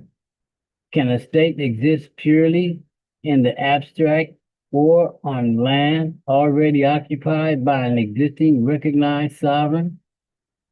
The territorial conflict resolution vacuum. Customary law relies on the principles of uti possidetis juris, preserving existing administrative boundaries, but it lacks a universal court with automatic jurisdiction to resolve non-physical or historical text-based territorial claims. Consequently, an entity cannot lawfully declare a, quote, defined territory, unquote, on land that is already subject to the exclusive active sovereignty of another state, such as the United States or the modern Kingdom of Morocco. Because international law does not permit multiple independent territorial sovereignties over the exact same coordinate plane. A point of interest. All right. So just to speak on that just a little bit, right? Um, the United States. So it just said basically here, let's look back at the history, right? July 4th just passed. The United States just celebrated its 250th year, right? So let's look back at history when they were the 13 colonies. What it's saying here is that you can't come in and just lay claim. The 13 colonies couldn't just come in and lay claim, right? Um, a treaty had to be established to agree for that to happen. So if the 13 colonies started off as America, that's who America was, we know off gate that since this is the lawful fact, that this in fact was not America, no matter what map or anything anybody else says, right? So that's I just want to call that out as it relates to the Uti Possidetis Juris.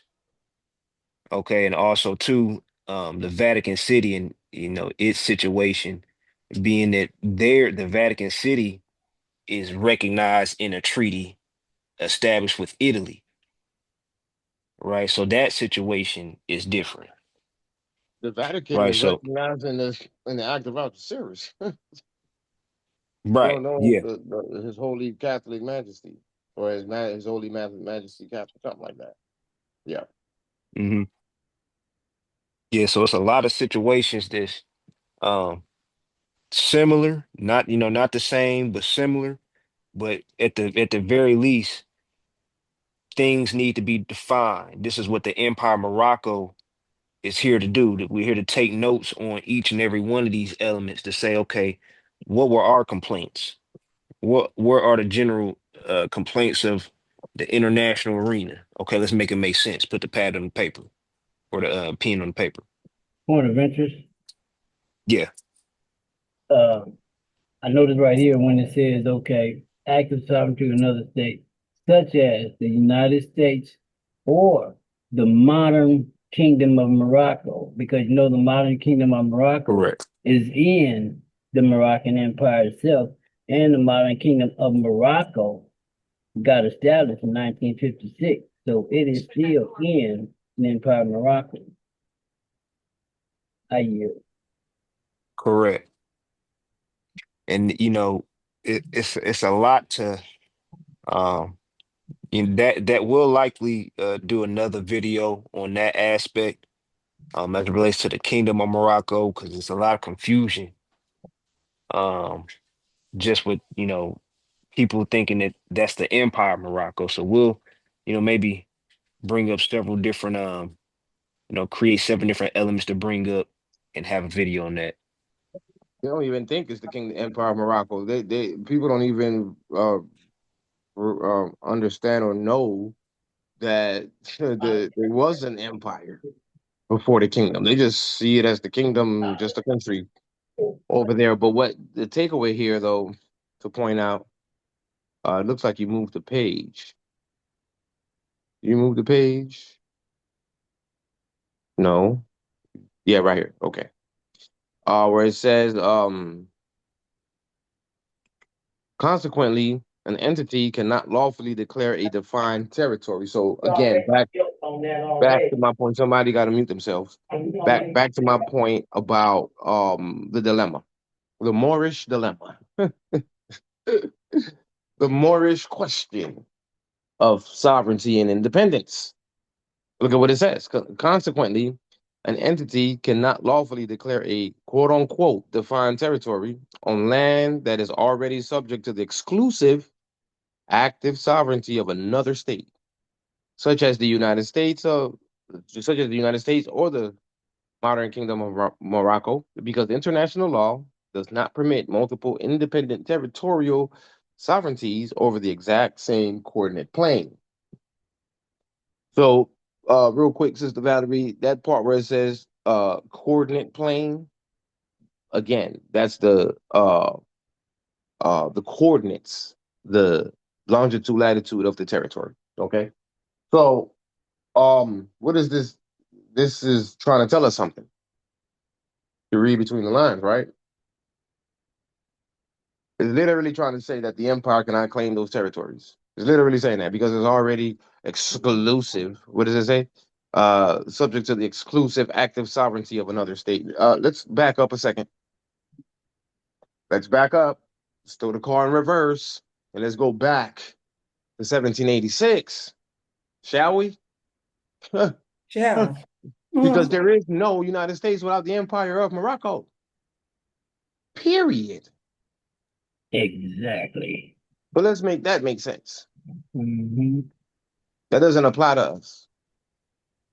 But again an attempt to keep us outside of uh, the uh, sovereign nations of the earth, to keep us outside of us taking our place amongst in the affairs of men and women. It's to discourage us. Mhm. It's to say you don't have no claim because this land composed of 50 U.S. states is exclusive to the United States. No, it's not. Should we pull out the Treaty of Peace and Friendship? Because it's clearly identified in the Treaty of Peace and Friendship. Mhm. We are to be in peace and friendship as good neighbors, where we retain the sovereign authority, the exclusive active sovereignty of the territory, of the land. And by default, Morocco falls in that same category, the kingdom does, Mhm. because the kingdom of Morocco is in Morocco. Mhm. In fact, that's where the seat of power was prior to the fall, prior to the uh, shallow grave. The seat of power was in Tangiers, Morocco. Don't think for one second that there wasn't a seat over here. Let me remind everyone, I've done a class on it or spoke of it in class and showed the building, the Mhm. University of Tampa, Florida. the University of Tampa. That was once the palace, the Sultan's palace. There's a castle right up the street from where I live. As a reminder, no one can convince me that this side of the world was once the seat of power for the empire. You got DC, elaborately designed, astronomically, it's astronomy. Science of astronomy is found in DC, between the Pentagon, the White House, the obelisk, which is the what they call that obelisk, the Lincoln Memorial, I think they call it. Look at all those buildings that surround the DC, all the important government buildings, starting with the White House. Does that look like American architecture? Because if it is American architecture and white people built it, then why in the hell they can't build it no more today? Why is all their buildings, just like hard cardboard, and it's all squared and rectangular, no domes, no pillars, no arches. It's a whole nother architectural design nowadays. So why you can't rebuild that if you built it? Because you didn't build it. You found it. That's why all these buildings would say founded in such and such date is the date that you found it. You don't found buildings, you build buildings. So why your placard doesn't say built in such and such year? And instead it says founded on such and such year. Yeah, you found it. So they found the White House. They found all it. It's safe to say that that was once the seat of power of the empire. Now I know the most Americans say, "Oh, well, that was the Iroquois Confederacy." Oh, yeah, okay. Try again. Whatever confederacy, whatever uh, offshoot government that existed during the time of the empire was still subordinate to the empire. I will choose the higher authority versus the subordinate authority, keeping in mind that that's part of the fall. We divided the empire by establishing other governments and other tribes. And this is where we are now, today, in confusion. Don't know which one is which. Well, I stand with the empire. And we all should, because that was the ultimate authority. But my point being is, uh, no. And this is the fight that we're going to have to fight, Morris. What we're fighting is the Illuminati secret. And all things are designed to support that secret or to support the authority of the United States. No matter what research you do, it's gonna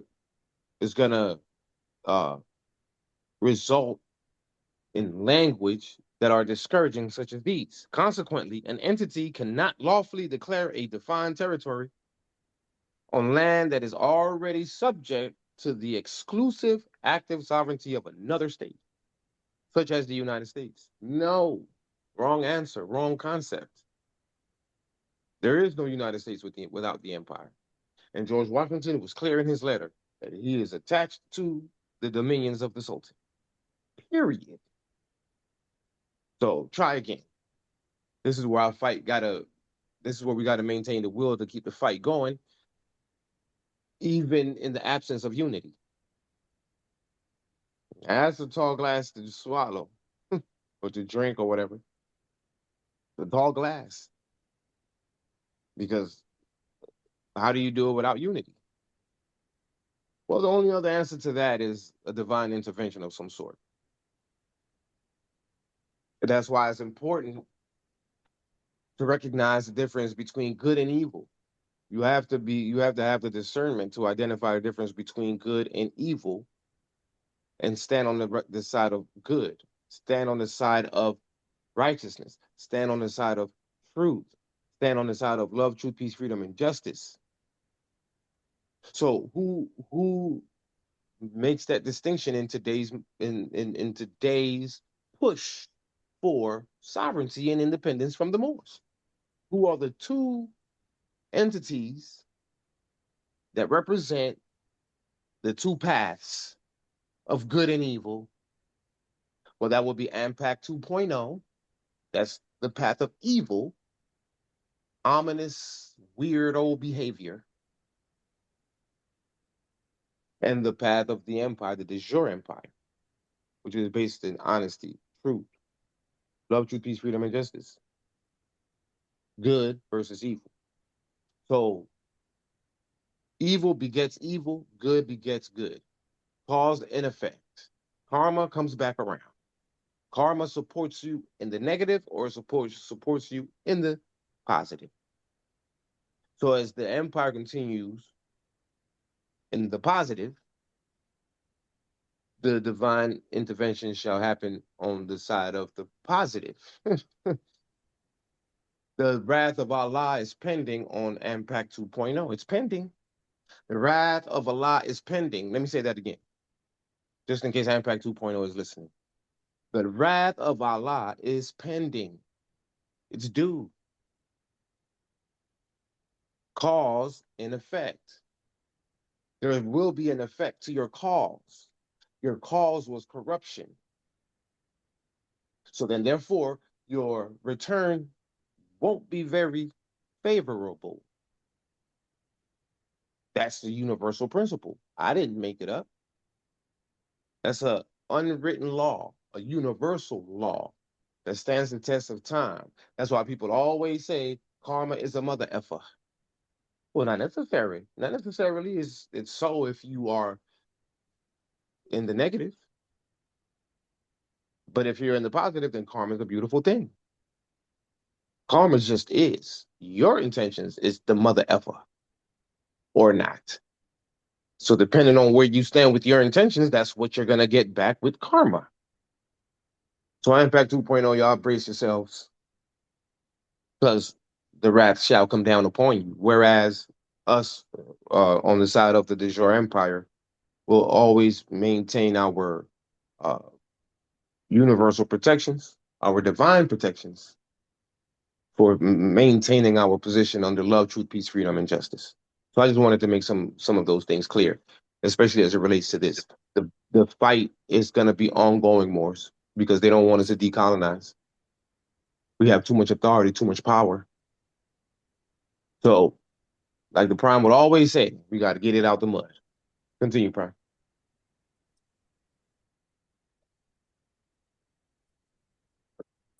Islam. Did you have a If point, AG? yeah, Yeah.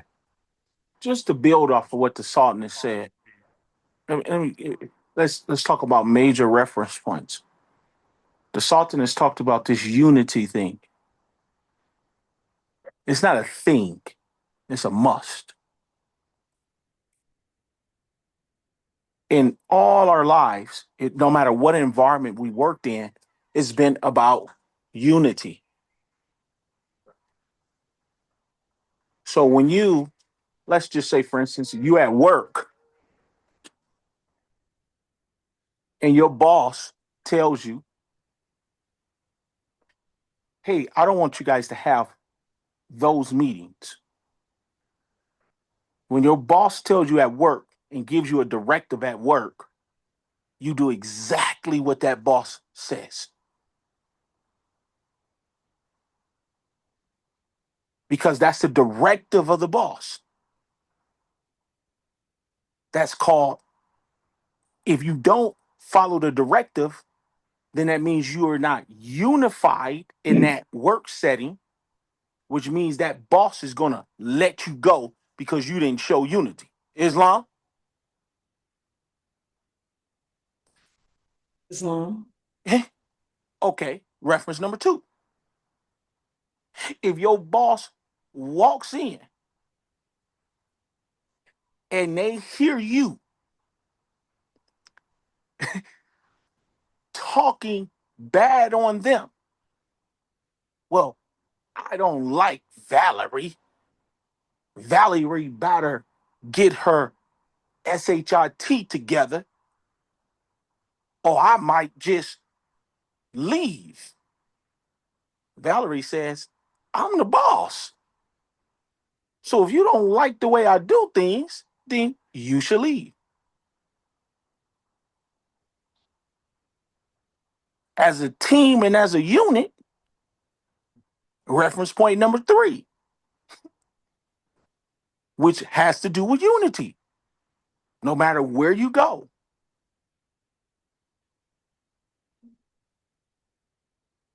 every boss develops somebody. They have their right or left hand man. Eventually, in every work setting, or if you ever ran a company, eventually that person says, that person, that right or left hand man says, well, I think I could do it better than you.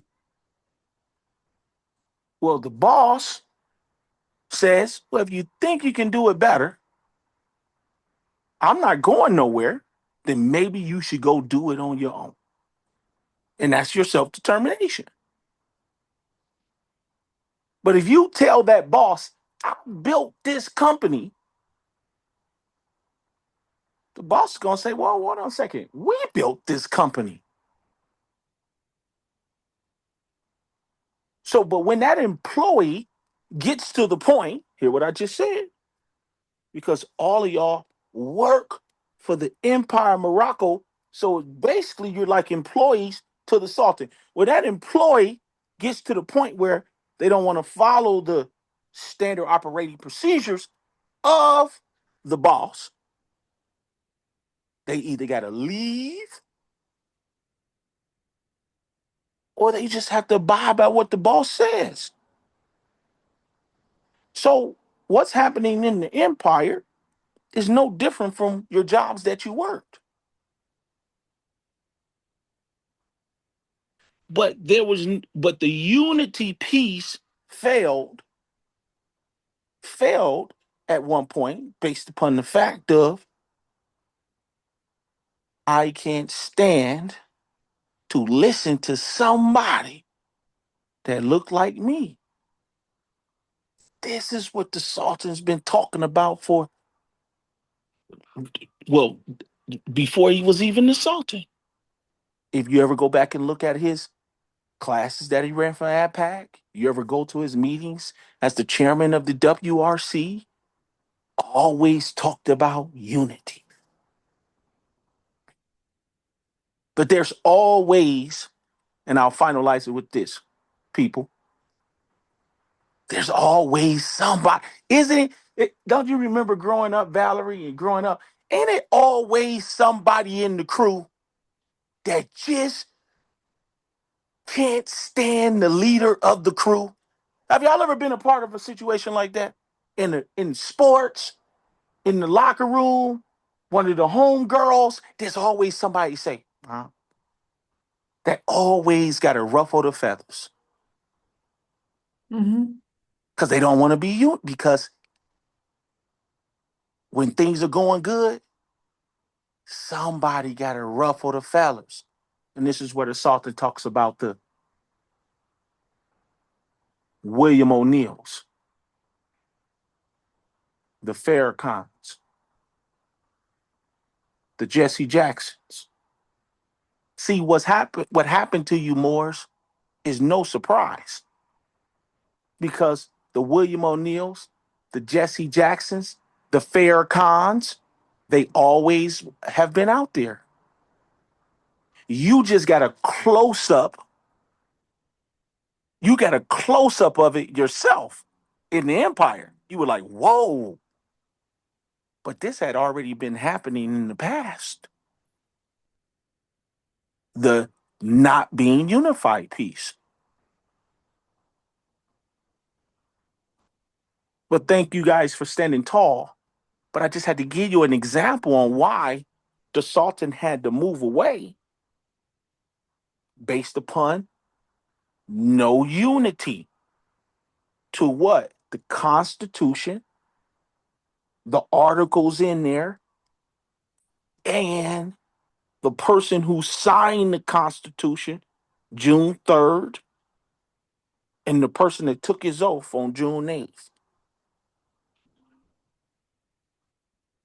Individuals tried to cut that person's legs from up under them, up under himself, up under him, and tried to run it from behind the scenes. And the Sultan said, no, you're not cutting my legs. But if you stand unified, we can all do this together. So I just need you to answer to October 1st of 2025. And then we can move forward. Because if people was really actually about unity, they would have answered to October 1st of 2025. I yield. Quick clarity. I didn't move away. Um, Instead, what I did was settle a problem. There was a problem that was being voiced by the nationals. The question was arising far too many times. Is this an empire, impact empire? Is this a J-Bay empire? What is going on? Why do they control everything? This was the people, some of which ended up going over there anyway. Go figure. The ominous foolishness of the Moors. So there was clearly a problem. I brought forth the solution.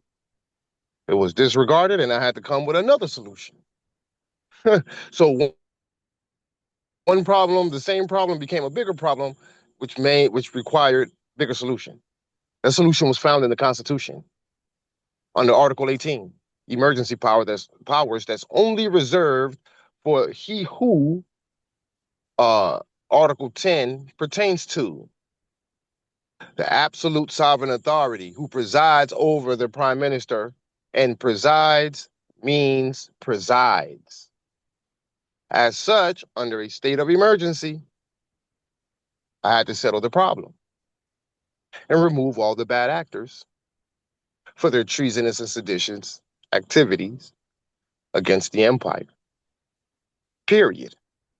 Problem solved, though we still have Cartoon Network shenanigans taking place in which we have a bunch of people impersonating specific officers of the empire and the empire itself. Continue, Prime. I yield.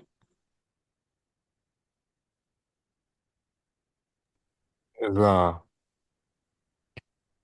so I will say that being that we're getting on element two, which is permanent population, that we may end up making a part two to this, depending on how far we get tonight. Because there is quite uh a bit of contemplation that could be done on each and every one of these elements. Vice, if you would like to kick us off here with element two, and depending on how far we get with this, we'll either carry on or make this a part two with the other two elements. Okay. Element 2, a permanent population. Excuse me, hold on for a quick second.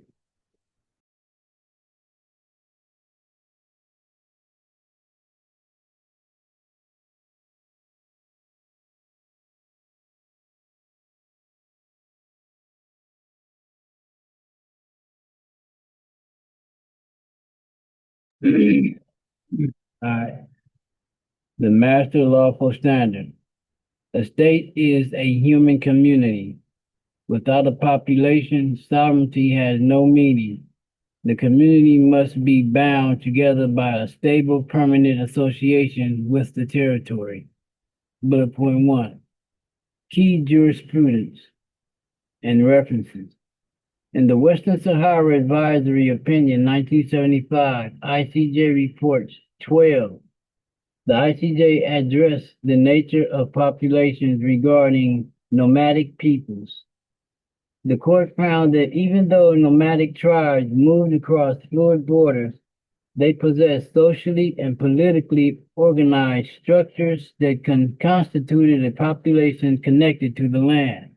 Bullet point 2. The quote, zero population, unquote, paradox. Lawfully speaking, the legal minimum for a population cannot be zero. Sovereignty requires subjects over whom authority is exercised.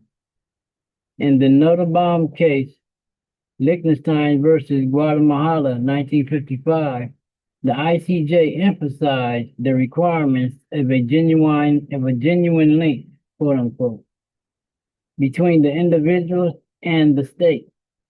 A population cannot purely theoretically or comprise solely of citizens who reside permanently within the jurisdiction of a foreign sovereign.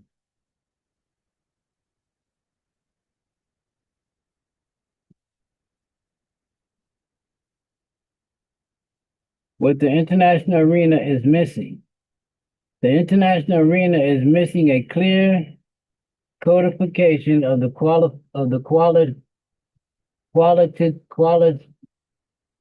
qualitative attributes of a population required to establish statehood.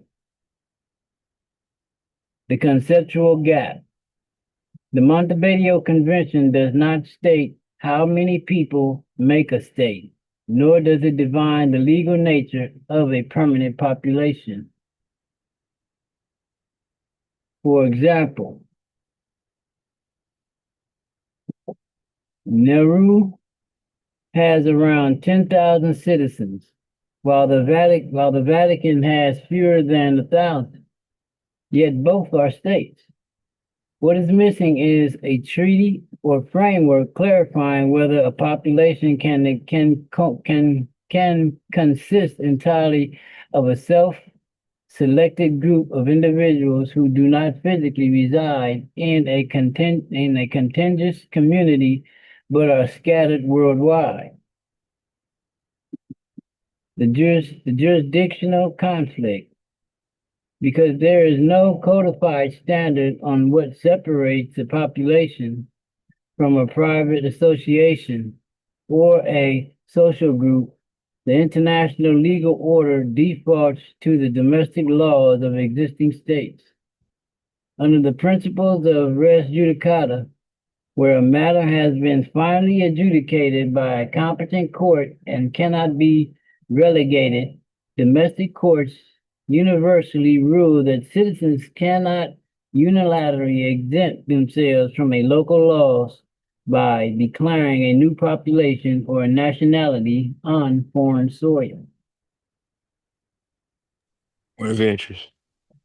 Now, and even though there's another section to read here, but as it relates to a permanent population, building on top of everything that the soul said earlier about it, um, the domestic, as it said, the domestic courts or the domestic laws of the state, of the existing state, right, is what the world is practically dependent on. What does that mean? Well, that state says that the protected people of this state are X, Y, Z. And this is what happens with this is how we govern our protected people, the protected persons list, X, Y, Z. Right. So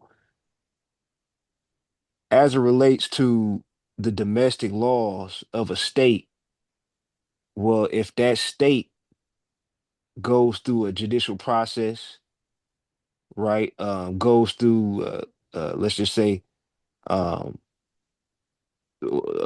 people become denationalized, right? Are they a part of that population or a part of that state? No, they're not. They're not a part of that, the people. Now, get granted, the Empire of Morocco does oversee proteges, which is America itself. Just a minute. So as it relates to a Moroccan national, right, opposed to a protege, a Moorish protege, yes, the standards are different, right? The attachments are different. However, when it comes to the population, one would technically be a part of the empire and one would not. Well, who has pledged their allegiance? Those are the ones a part of it. Who has not got denationalized? Those are who are a part of it. That's the permanent population, right? However, if laws are broken, we'll move accordingly. Okay, so this population, um, it even says here, it could be easily associated with a social group, right? It's hard to separate things, this permanent population from a social group, such as African Americans, right? And what they consider a social group. Um, it has to be codified. So what is this missing? Well, considering the fact that there's one, we haven't gotten to the form of the element of government yet, but there's more than one form or setup of governance. Um,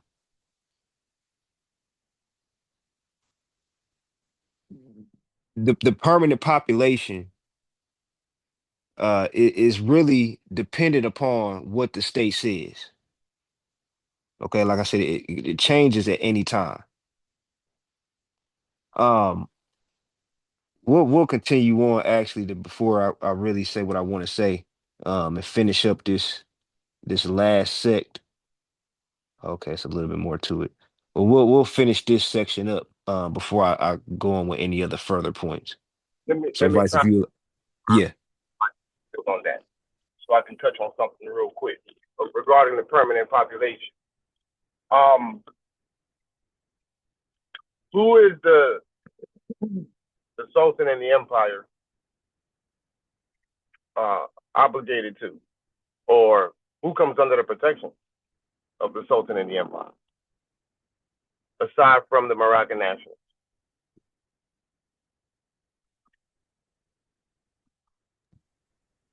Moroccan subjects. That's correct. So officially, on the record, by way of the reinstatement of the empire, you may have those who are specifically recognized as Moroccan nationals by political allegiance. That's one aspect of our permanent population. The Moroccan nationals chose the entire submission. However, the empire is still in charge of the protections of the Moorish subjects. So Article 102 of the Act of Algeciras is specific. We went over it before, right? Fines, penalties, and confiscations shall be imposed on who? Foreigners by foreign jurisdiction and Moorish subjects by Sharifian authority. See? So what that means is we have two different permanent populations. We have the Moroccan nationals who are officially recognized as Moroccan nationals by the empire, and also the Moorish subjects who don't know nothing about them. So I guess what I'm saying is, if you want to be technical, and dare I say accurate according to the treaty, our population is actually 50 million people. Oh, no one is talking about that, though, are they? So my question to Abdullah is, since he keeps sending his students as trolls to us, why do you keep saying that we don't have enough people? If international law itself does not recognize a number for a permanent population, such as the Vatican City, sir, sounds like an obstructionist to me now, doesn't it? The Muslims need to stop with their hating, their jealousy, and their envy, and get to work. I yield, Prime.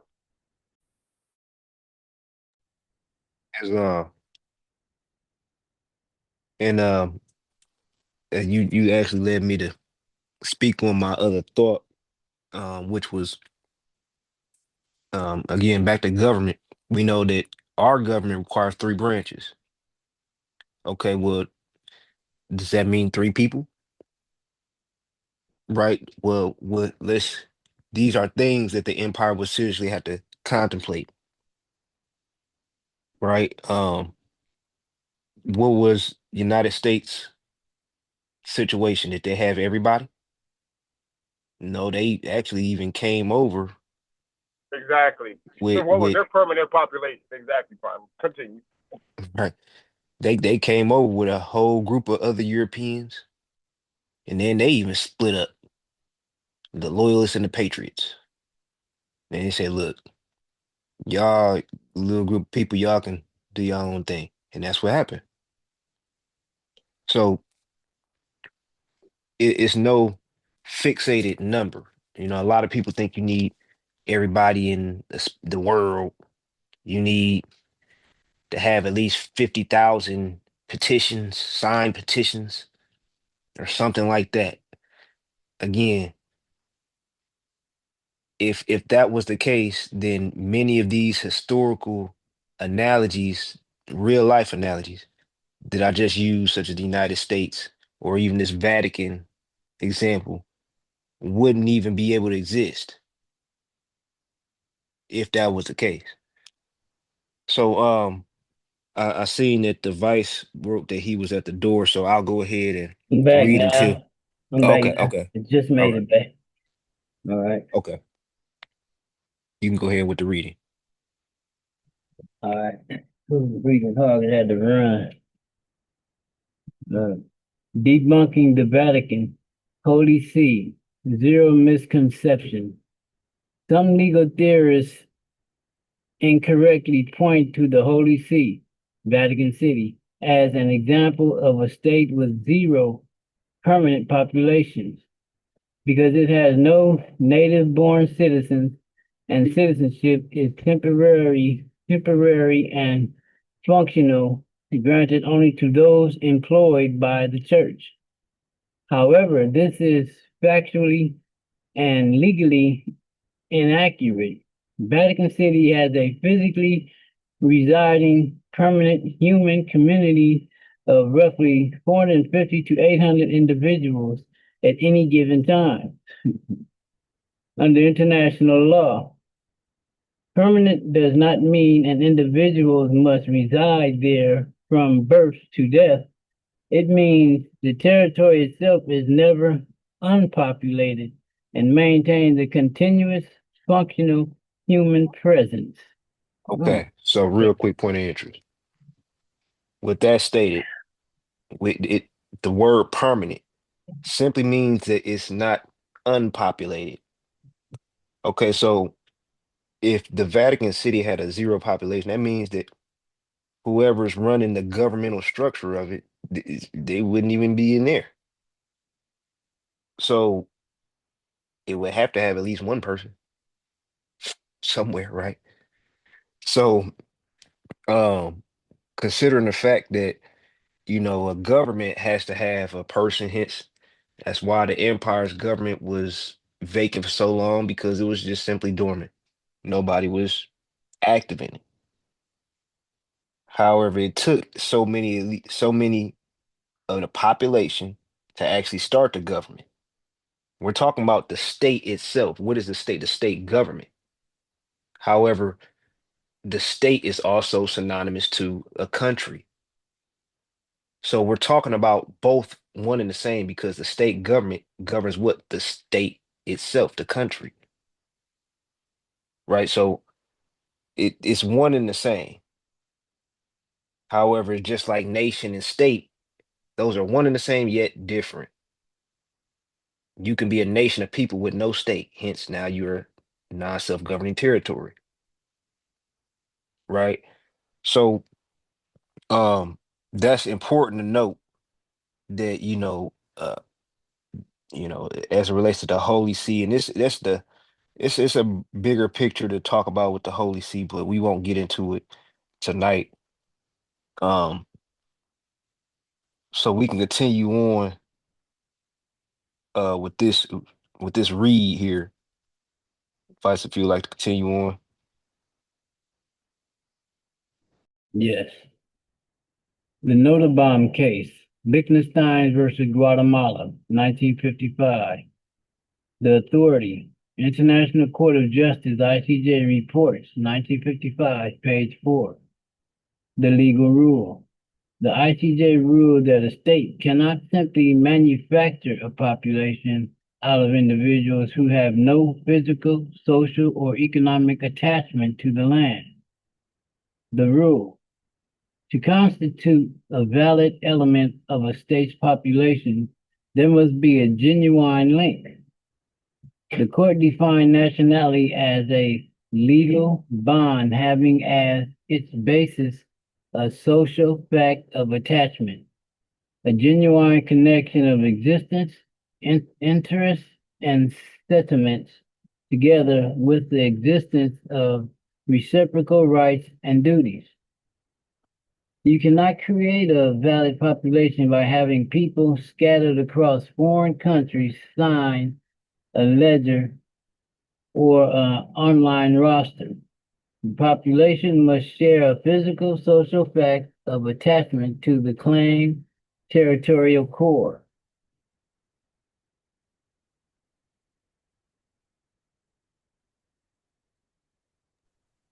Okay, so we made it to element 3.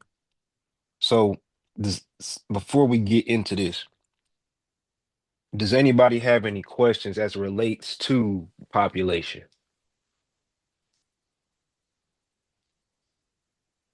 Okay. I wanted to ask that because this is the time to really, be in that think tank. So we'll continue on with element 3. And again, we'll see how far we get with this. So Vice, if you would like to continue on with that. Yes. Element 3, an effective government, the master lawful standard. The third element requires a political structure capable of exercising actual authority over the population and territory. It must maintain public order, execute laws, and demonstrate domestic control. Bullet point 1. Key jurisprudence and references. In the legal status of Eastern Greenland, 1933, PCIJ Series A/B number 53, the court noted that the two core elements of governmental statehood are the intentions to act as sovereign and the actual exercise or display of authority. This quote unquote effectiveness test means the government must be more than a legislative body on paper. It must have the institutional machinery to enforce its laws to the exclusive of other authorities. Bullet point 2. The ETJ and the Moroccan Moxons. When European states exercise ETJ in Morocco through the consular courts, they effectively carved out a segment of judicial governance. Yet the Moxons, the Sultan's government, remained the effective domestic government for the native population. Under modern international law, a government that operates purely in exile as an unrecognized administrative body without physical institutions, police powers, or tax collecting authorities over territory fails the standards of an effective government. That point of interest.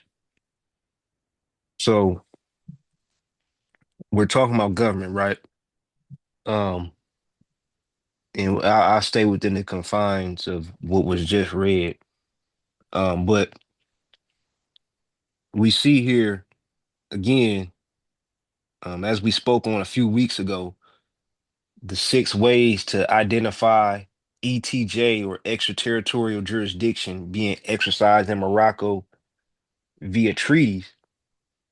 Um, this first sentence right here reminds us of that video, as it states, when European states exercised ETJ or extraterritorial jurisdiction in Morocco through the consular courts, they effectively carved out a segment of judicial governance. Okay, so if one of the elements of establish a state is government, and the Europeans carved out a section of judicial governance, judicial governance in the treaties they had with the Empire of Morocco, such as the Treaty of Peace and Friendship, 1736, right? For example, this means what?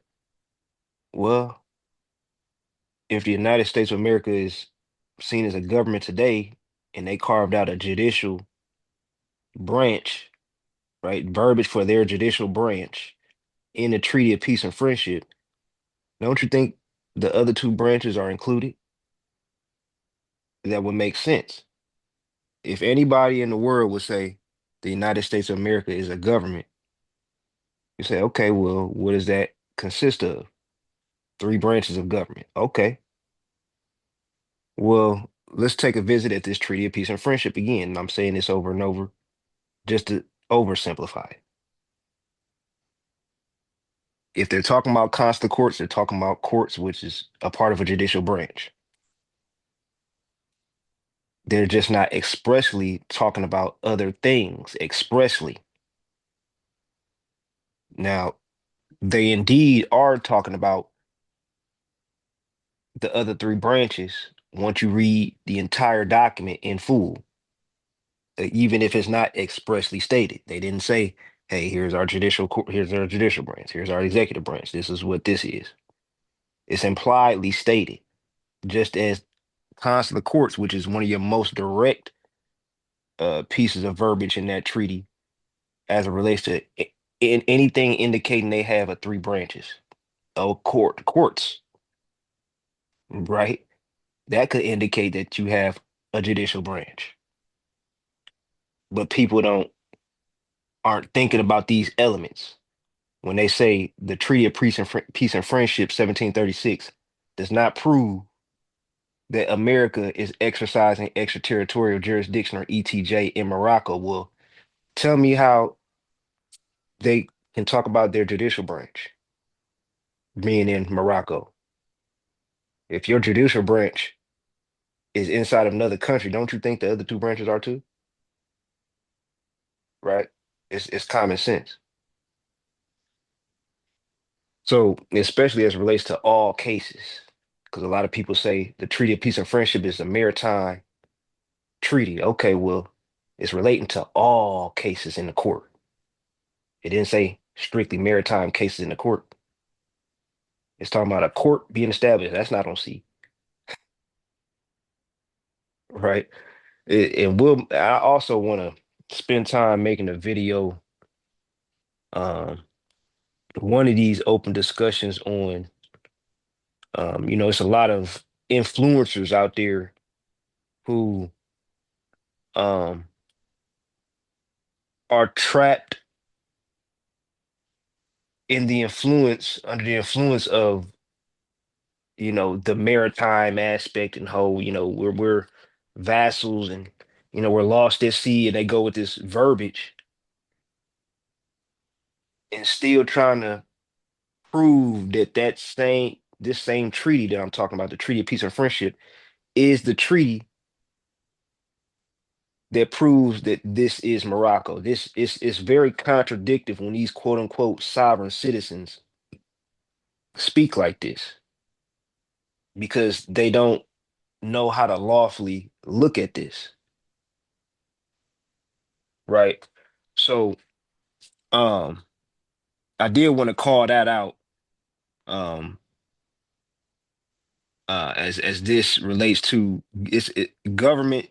There's a lot more to say about this, but I just wanted to call out that aspect nonetheless, trying to stay within the confines of what was just read. So, Vice, if you would like to Oh, hold on one second. continue. Hold on, Yeah, hold on. yeah. Let's scroll back up. Let's not gloss over this very important part. That other point, the ETJ and the Moroccan Moxon, right? Um, sort of what you pointed out, but not what I thought you was going to point out. If you skip down to the second paragraph, it says, "Yet the Moxon, the Sultan's government, remained the effective domestic government for the native population." Okay, well, who's the native population? The Moors, the native Moors. These are the people that are native, the native Moroccans, as distinguished from the Native Americans. And See, the Indian. the Native Americans are your $5 Indians, your Elizabeth Warren, Pocahontas. That's what Trump used to call her because he knew that she was, you know, a fraud, just like Kendon. She's a fraud. She's not the real Indian. If anyone knows who Elizabeth Warren is, right? I do. Okay, right? She's a $5 Indian who got all these benefits from the Freedmen Bureau, pretending to be some $5 Indian. That's why he calls her Pocahontas, jokingly. Hilarious, and it's true. There's a lot of truth to what he be saying. But anyway, it's irrelevant. We're the native population. But let's continue. Under modern international law, a government that operates purely in exile, right? Or as an unrecognized administrative body without physical institutions, police powers, or tax collecting authority. How are you going to collect taxes if you don't have police powers? Good brother, Rosalind from Vita. You see, that's why it's in sequential order: sovereignty and independence, integrity of domains, economic liberty without any inequality. So the integrity of domains is your police powers, the integrity of your domain, your police powers and military powers, to then now be able to collect taxes.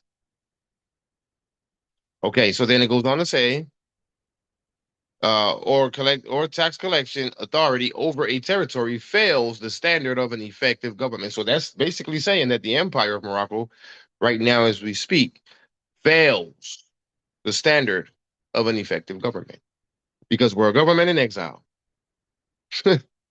right? Who don't have physical institutions, police powers, or tax collecting authority. But why is that? Because we are going through the decolonization process, the varying stages of decolonization to establish, right, the administrative body, or should I say the physical institutions? Because we have the administrative body, but we're lacking the physical institutions, the police powers. The Sharif can't do nothing. The tax collecting authority. So we know that they owe taxes according to the Act of Algeciras. How do we collect it? Well, first we need police powers. How do we establish police powers? Well, we need physical institutions. But then how will we establish all that stuff? Moorish unity. What if all black people one day just woke up tomorrow and said, "Oh, we're Moroccans and we're from Morocco," right? And they choose the entire submission in droves, all 50 million people. Decolonization will be over in a week. Yeah, maybe 2 weeks. Give them some time to put the administrative reforms and mechanisms in place. So let's be gracious. Give it a full 30 days. It's over with. The only reason why we haven't been able to achieve, or we haven't been able to achieve the goal uh expeditiously, for those of you who are impatient, is because we lack unity and involvement. Many in body, one in mind. The full expression of unity, loyalty, conformity, and obedience. So while this point is true, there's a unique character to our struggle. Very unique. Right? We're overshadowed. It's like America is the artificial grass and Morocco is the organic grass. So these white dudes came through and just laid down artificial grass all over the football field. They got artificial grass all across the football field. Beneath that is the organic grass, extraterritoriality. And we have to break through that. Where this is where the whole Chapter 73 comes into play, where they must assist as we go through the varying stages of advancement of establishing our free political institutions. That's why that language is there. That's what they're violating, by the way. They're violating the charter, a mandate set forth by the General Assembly, which is 193 countries. So they're just disregarding the laws set forth by 193 countries, which is to assist us as we go through these various stages to help us to establish our free political institutions. And why are they disregarding it? So that we can remain in a status of uh, non-effective government. They don't want us to be effective. But we have to keep pushing the narrative, right? We can't just now, as we continue to push the narrative, we can build out our own institutions as we continue to build. But at the end of the day, in order for the decolonization reforms to take place effectively, it requires diplomatic relations between the United States and the Empire of Morocco. But I wanted to point out that particular part of this bullet point, because we can't just read through it and not and disregard that, because there's people who's watching, and the first thing they're going to say, oh look, they ignored that part. No, we're not ignoring that. We're speaking on it. This is the battle. That's part of our battle. That's part of our war with the opposition. And in that battle, in that war with the colonists, we also got to deal with our own people who stand in the way as obstructionists. So there's two enemies we're fighting: the black man and the white man. We're fighting them both. And dare I say, those were close. As a reminder, today's date, as a reminder, today's date is October 1st, 2025. You may continue, Prime. And then I got one point of interest regarding the Montevideo Convention. I yield.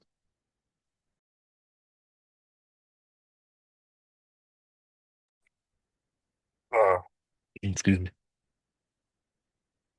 All right, well, we can continue on here with this. We'll try to breeze through this last part. I know it's kind of getting late. We're on our third hour, but we'll go ahead and finish up this read. What the international arena is missing. The international arena is missing a formalized standards for measuring effectiveness, independence of geopolitical recognition. Bullet point 1. The conceptual gap. International law does not provide an explicit checklist for what an effective government must contain.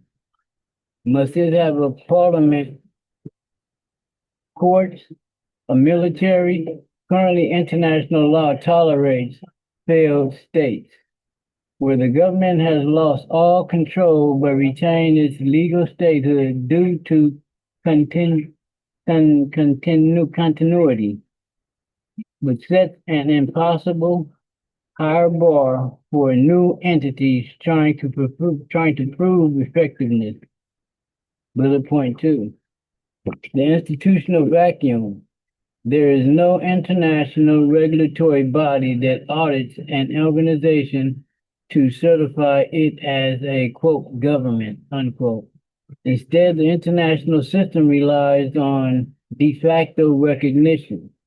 If an entity cannot enforce its laws within its claimed territory because of dominant power, like the U.S. government or the Kingdom of Morocco, exercises exclusive policy, police, judicial, and legislative power over the same space, international law views the latter as the sole effective government.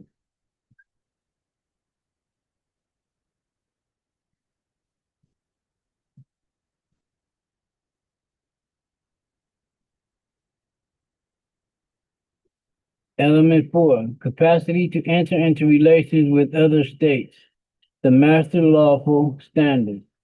This element represents external sovereignty. A state must not be legally dependent on or subordinate to any other sovereign power when conducting its foreign affairs. Bullet point 1. Key jurisprudence and references.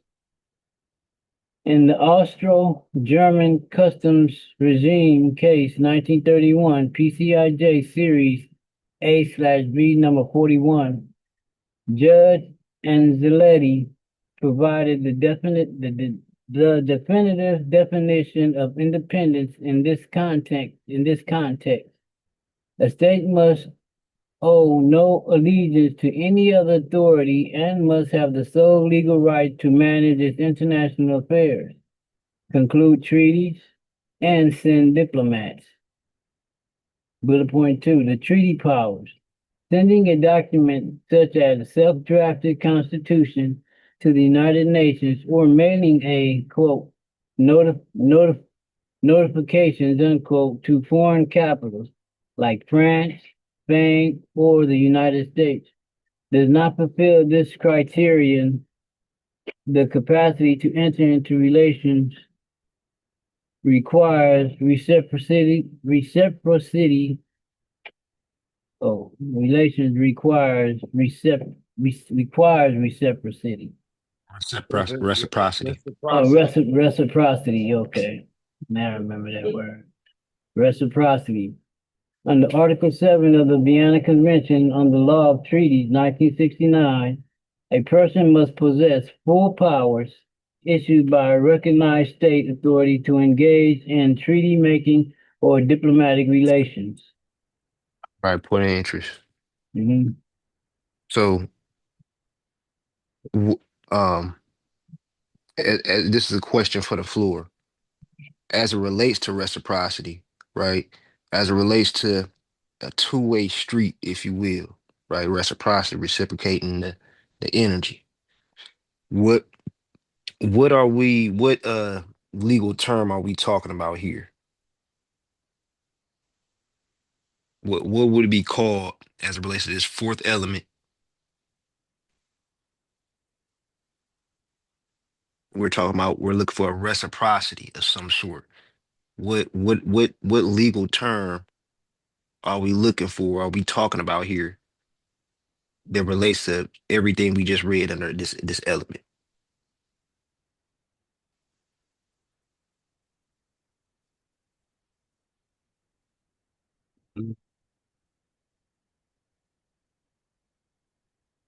I'll give you a hint. It's in the last sentence that was just read.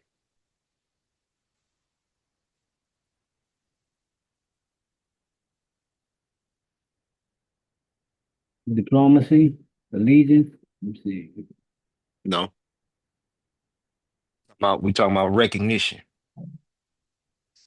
Recognition. Oh, recognition. Even though it says recognize, but we're talking about recognition.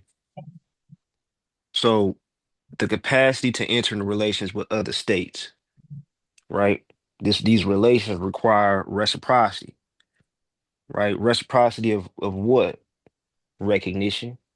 Okay, so once another state recognizes you as a state, keeping in mind that recognition is another one of those things that's real vague. Once another state recognizes another state, that's the reciprocity. That's the okay, we see you're here and we choose to work with you. Okay. And recognize you. Now the empire is has been recognized in treaties, right? Been recognized. And there has been very, very, very I'll say this for the most part, colonizers will continue to do colonial things. Okay. Um,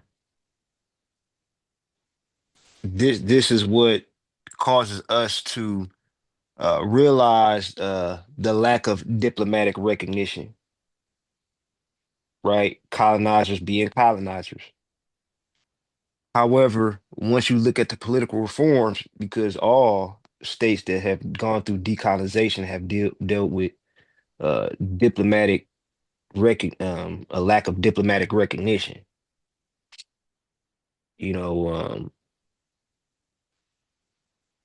so basically here is what I'm getting at is that recognition is important, but however, it was purposely left vague. There is no document that uh, speaks on the steps, the due process for recognition. You know, a lot of people say, why do we need to be recognized by another state to be a state in which you don't? You don't have to be recognized by another state to be a state.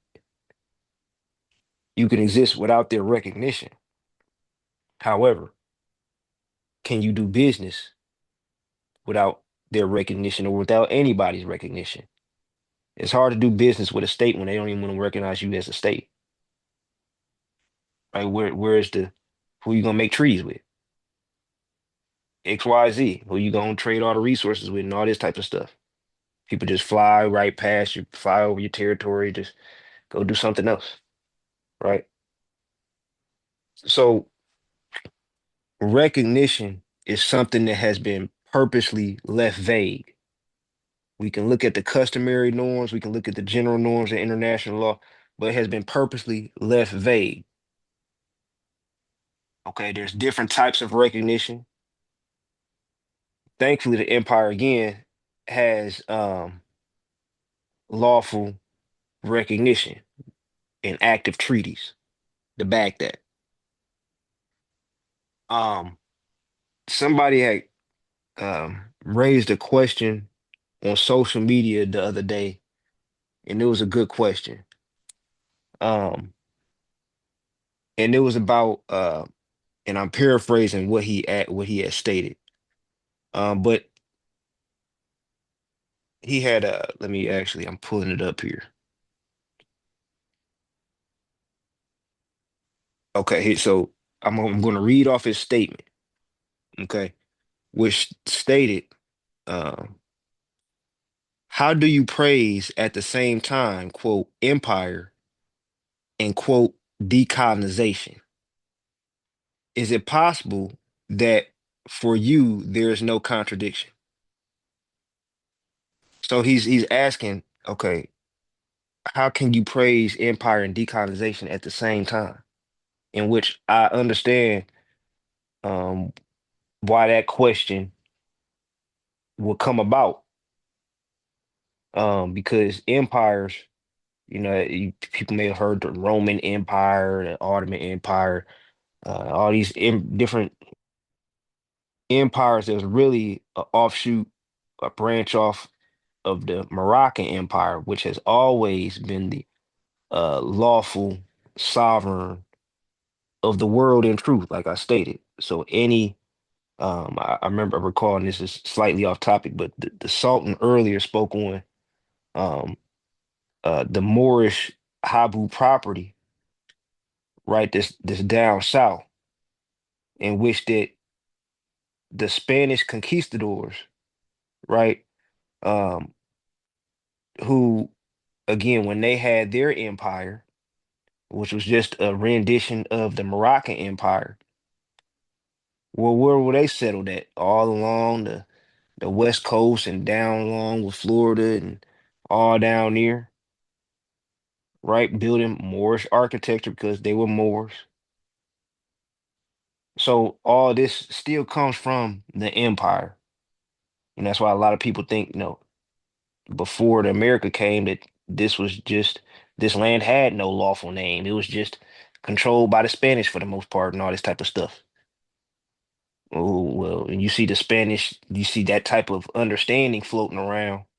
Then you see the architecture down there, the Moorish Habru property, Moorish architecture. Will put two and two together.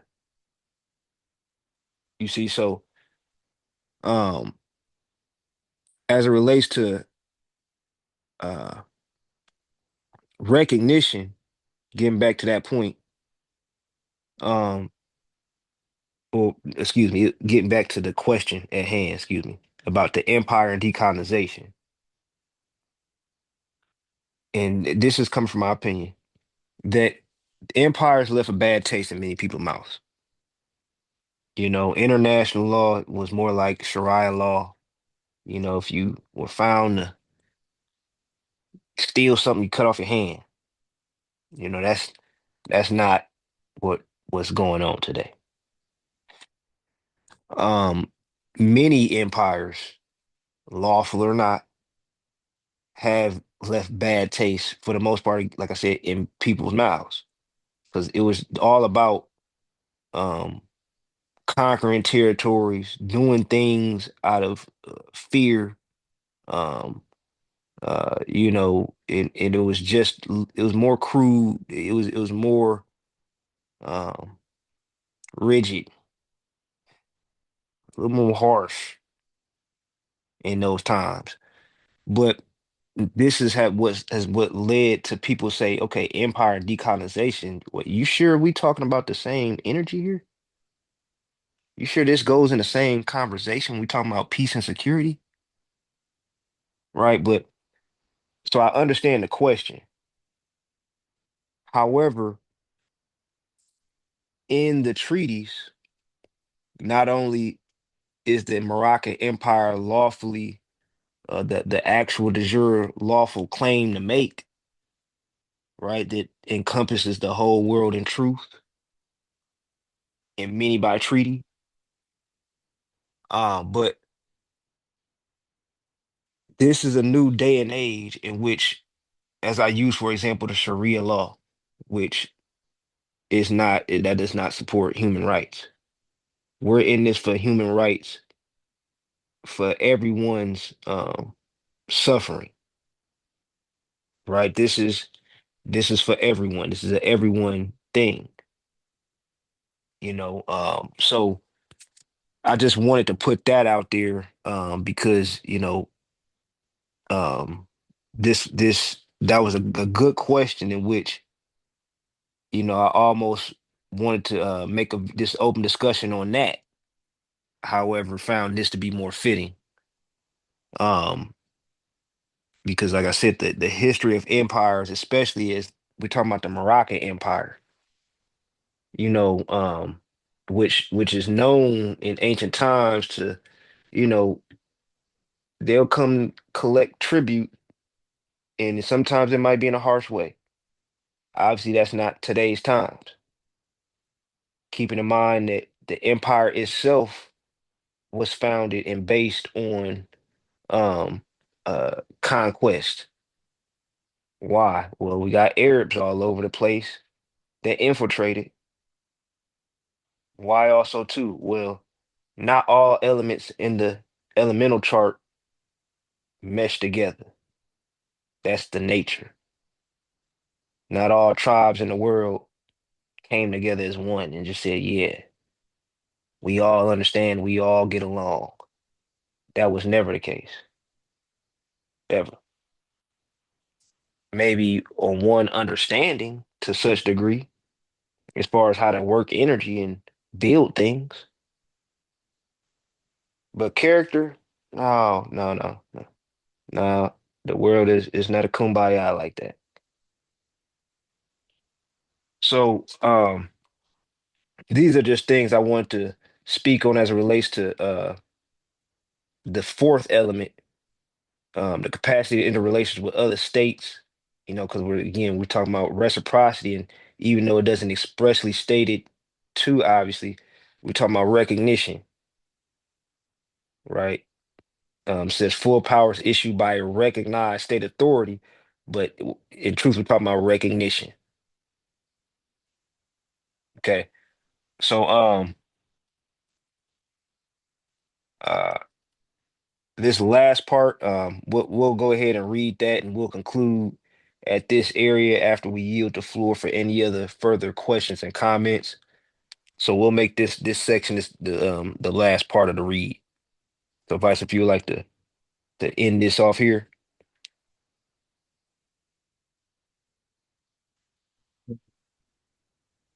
What the international arena is missing.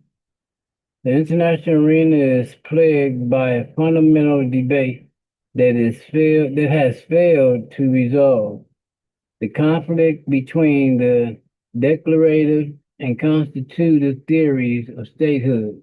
Bullet point one, the conceptual gap. The Montevideo Convention favors the declarative theory. Article 3 states that the political existence of the state is independent of recognition by other states. However, the international community in practice operates on the cons-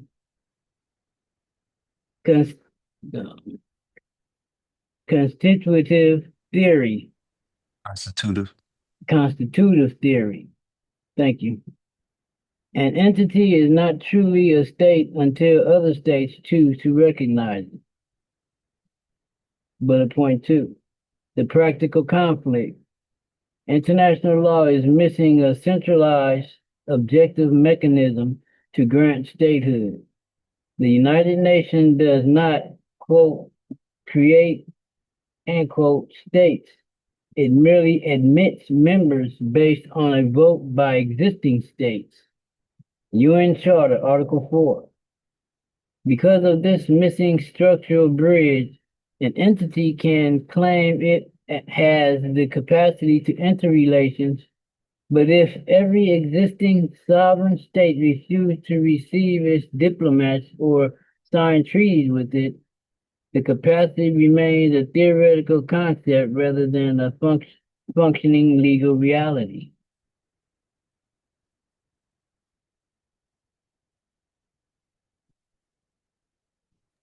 Okay, so that was the last part of the read. We're not gonna add that bottom part, as that was a bonus topic if we had the time, but we don't. Um, so that concludes the study session, concluding uh the fact that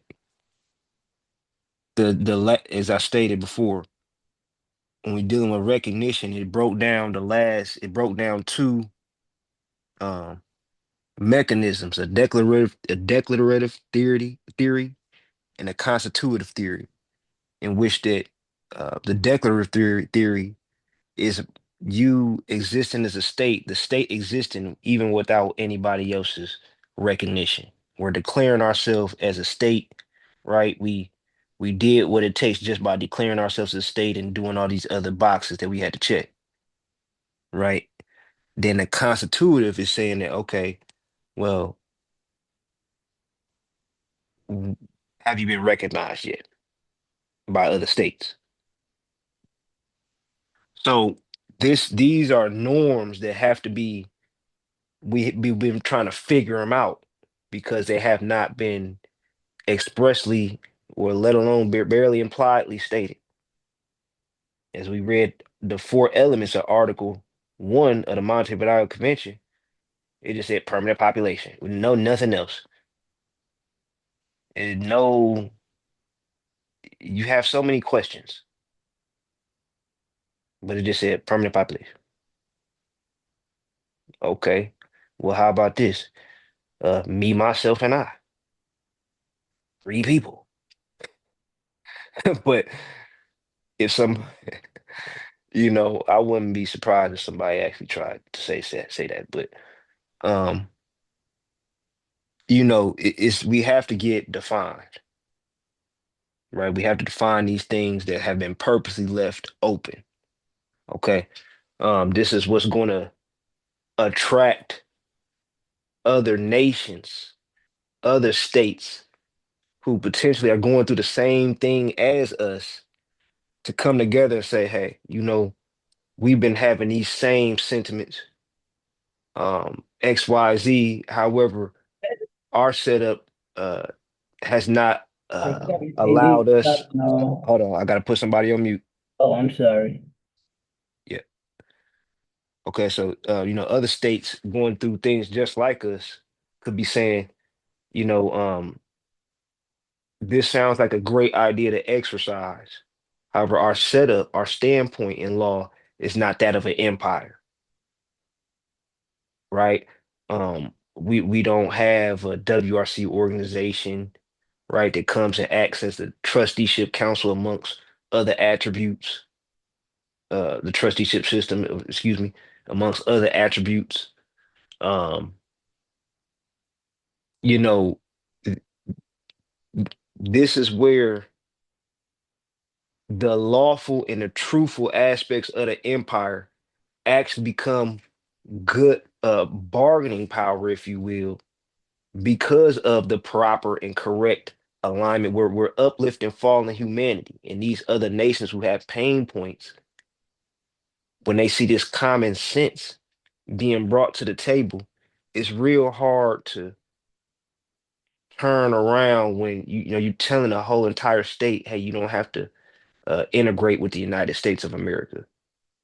If y'all understand some certain information, which I can share with you, this knowledge can save the whole nation.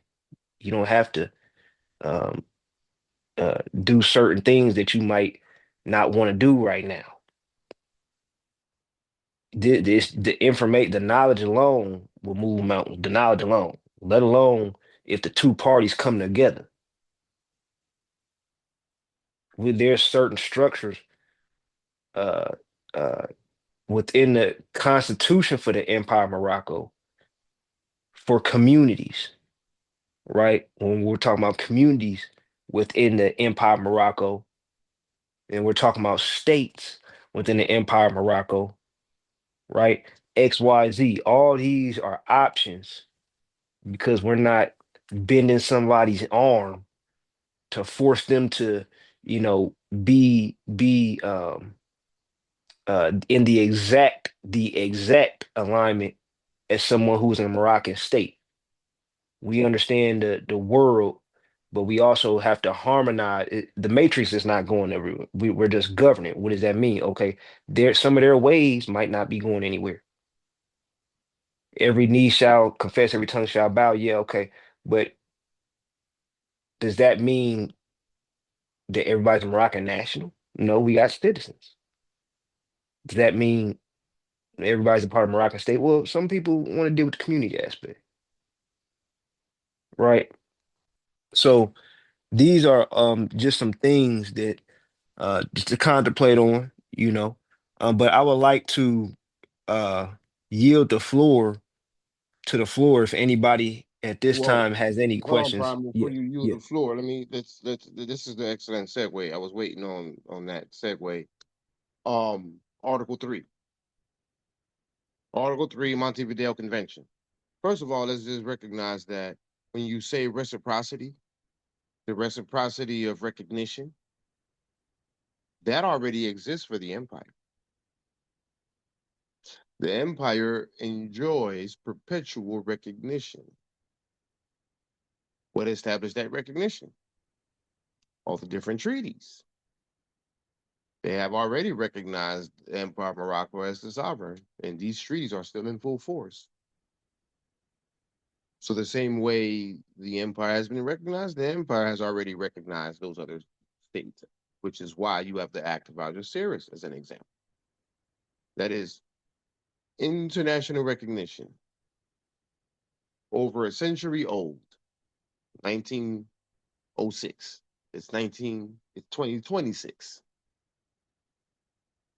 That's over a century old. So that already exists for the empire. However, Article 3 states the political existence of the state is independent of recognition by the other states.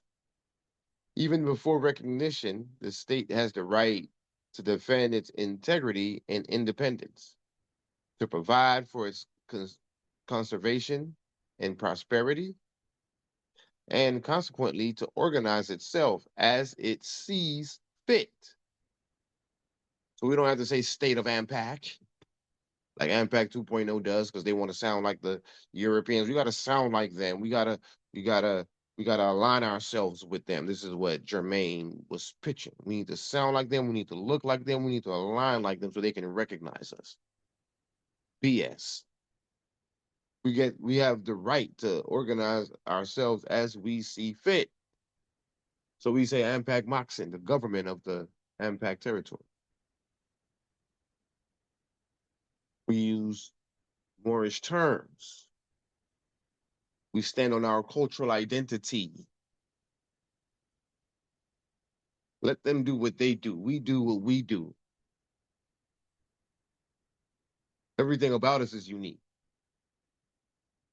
From the treaty power to the terms that are being used for the government offices, such as Grand Wazir instead of Prime Minister. He wants us to say Prime Minister. The man didn't even want us to wear, he said we shouldn't wear a fez in our pictures. I said, hell no. We're wearing our headdress. The foolishness of this guy. And don't Look, say so young. Islam in government meetings. And don't say Islam in government meetings. He wanted us to get all the way away from our unique identity. And I kept pushing the issue, no, we're going to stand on our cultural unique identity. period. So we have the right to organize ourselves as we see fit, to legislate upon its interests, administer its services, and to define the jurisdiction and competence of its courts. The exercise of these rights has no other limitation than the exercise of the rights of other states according to international law. So, the political existence of a state is not dependent upon recognition. We can still be a state and keep pushing the ball forward to decolonization without recognition. But what was read is definitely an element that needs to be considered, because if no one enters into diplomatic relations with you, then you're kind of in a catch 22. Now, for us, in this modern time of with the establishment of the empire, it's not the empire that requires recognition. It's the personalities that are holding these offices, the new personalities, the new sultan, the new modern sultan, the new modern minister of foreign affairs and prime minister and legislator and chief judge and so on and so forth. The people that are holding these offices require the recognition, but not the empire itself. It's absolutely recognized in history. It's historical and political recognition. Period. So we're existing off of that. We're operating based on that.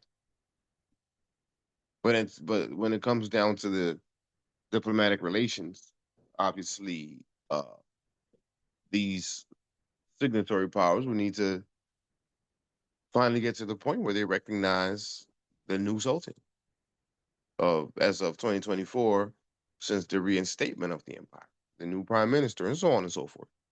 That's the other part of the battle. So it's an intricate battle. It's 5D chess, and our own people aren't helping at all. They just get in the way. They want to troll. They want to hate. They want to talk mess. All of which have absolutely nothing to do with helping moving the ball forward. So you won't do and you won't let do. We don't charge, you charge. We ain't the same. We're two different people. We're two different groups of Moors. One group of Moors are genuine because they're doing it for free. They're doing it off their backs, getting it in the mud. The other group of Moors are charging for classes that's not moving the ball forward. It's not like they're going anywhere. This man has been teaching classes since I was the Wazir of Unpack. That's 2022. It's 2026, 4 years later. And even before then, all he ever did was teach classes and write books. Abdullah, Shem, etc. All the Moorish Americans. There ain't no Moorish. I give honors and props to C. Cannon Bay. You don't teach classes. He put something together. Now, do we agree with it? That's another conversation. But he put something together. He's making an attempt. He's taking action. He's not just pointing fingers like a block of wood. He's one of the very few, and I don't know of him charging anyone for anything other than the taxes for USAR. Now, is he disguising it? I don't know. But what I do know is he established something. Well, everyone else is just selling packages, is pretending to be professors and teachers. I'm an accredited teacher. Yeah, okay, well, how about you become an accredited politician? Stop teaching me about politics and act on it, sir. Take action. Stop talking. Talk is cheap, and you've been talking for over 15, 20 years. So all you ever do is talk, talk, talk, sell package and talk, sell package and teach, sell package, sell package, sell package. Books and such. Ugh. It's disgusting with our people. Absolutely disgusting. It's disheartening. That's the battle. The man who looks like you when you look in the mirror. The woman who looks like you when you look in the mirror. Both, I've already experienced two coup attempts. Both of them was none of them was the white man. No white man. It was a woman and a guy. Two black people wearing feathers and turbans pretending to be Moors, but they're not. They are culturally and, you know, by consanguinity. I'm not talking culture and I'm not talking consanguinity. I'm talking character. I'm talking spirit. I'm talking intentions. I'm talking of that which comes forth from within you, and it's Negro mindset. It's Negro operations. It's Negro activity, Negro character, while wearing a fez and a turban, conscious of your nationality. Imagine if Harriet Tubman charged $20 per per person to get to the Underground Railroad. Imagine that. $100 per person. There wouldn't have been no Underground Railroad now, would it? Now, I understand that that could potentially be a myth. I get it, but you get my point. Let's assume the story was real. What if that was the case? What if Abraham Lincoln charged each individual a fee for so-called uh, freedom from slavery? And that's a white man, or maybe not. There's talks that he's a Moor. I don't know. I do know that in political caricatures, pictures, or posters during the campaign trail when he was running, they got a caricature of him, a cartoon picture of him dressed like a Moor, and called him Abraham Africanus. So I don't know. There's something to that. But the point is um, people like to talk and troll us, talk mess,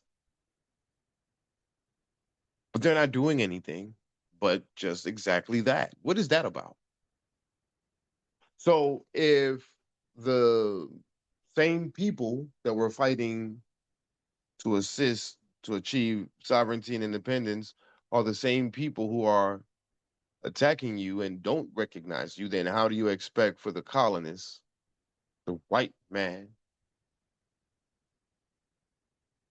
to recognize anything that we're doing?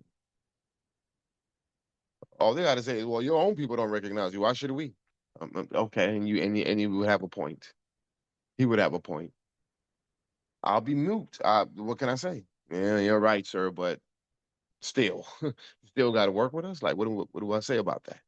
Your own people don't recognize your empire. Your own people don't recognize you as the Sultan. So why should we? It's a hell of a question, and it's a fair question, and it would be asked. It's, we do it to ourselves. We do it to ourselves. I take every opportunity that I can to point out the disparaging aspects of our people that obstruct the decolonization process. And I see it every day, all the time, all day, every day. Do you know how many messages I get, whether it be Facebook or TikTok or text message, with some troll going in on us? Some fool on Facebook talking about they don't speak the Sharifian language. Who speaks the Sharifian language? Because if you can identify someone who speaks the Sharifian language, then my next question for that brother is why he ain't take the seat. Why he ain't doing nothing about it since he's so knowledgeable and has the Sharifian language. I speak the Dun language. I'm just kidding. I speak the political language. I speak international law language, treaty language, government language, statehood language. I speak that. I don't know nothing about no Sharifian language. And I don't care nothing about no damn Sharifian language. If you know someone that got the Sharifian language, bring them on. We'll put them on. But what they got to do with decolonization? What that has to do with sovereignty and independence, integrity of domains, economic liberty without any inequality. But it's just the Moors they just gotta have something to say. Negative.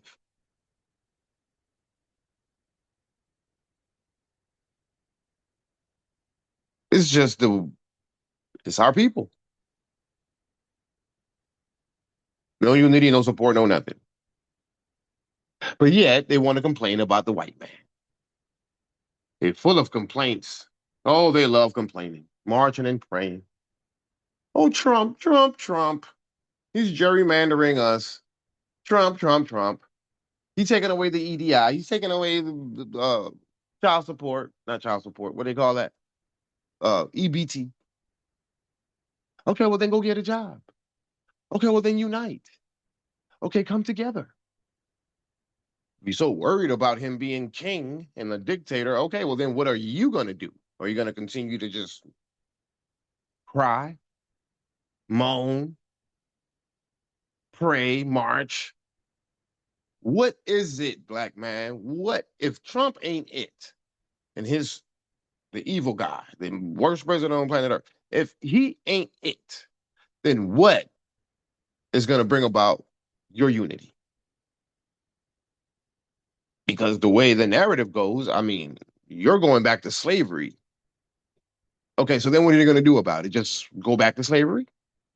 Cry and march your way back to slavery? Or are you going to stand up and do something? The only thing that you can do is come together. You will come together to boycott Target for one day and then go right back to Target the next day.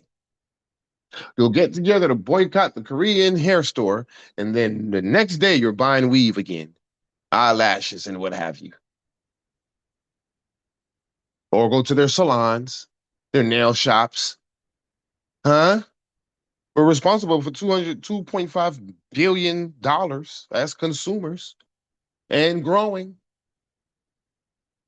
There's no black community economics, group economics.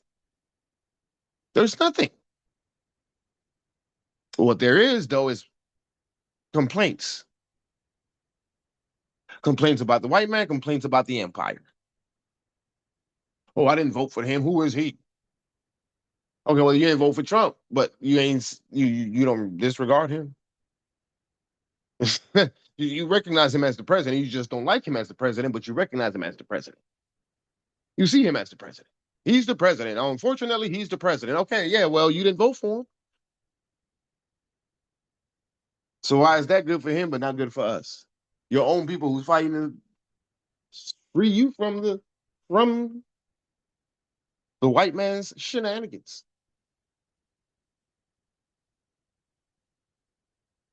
I tell you, man, our people are sick. Sick. Mentally sick, emotionally sick, spiritually sick, just sick all across the board. In the emergency room, we got to get it together, and we better get it together or else. Either we get it together or we never achieve sovereignty and independence. We will forever be under the bootstrap of some foreigner who keeps giving you, pacifying you with trinkets and nonsensical holidays like Juneteenth. Where's your fireworks, black man? You ain't got no fireworks, do you? Oh, okay. But yet the very next month, you also celebrate the 4th of July and you're popping their firecrackers. You see the foolishness? But we don't see the foolishness. We don't see the foolishness in ourselves. Because ain't nobody keeping it real out there to point it out to them like Il Malik used to. Because now everything is politically correct.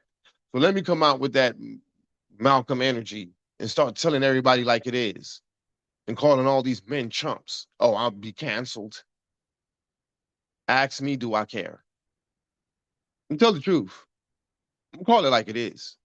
And the reason why we are where we're at as a people is because of the black man. The black man has forsaken the entire nation. You, black man, you're a chump. You're just a drug dealing chump who's just after trinkets.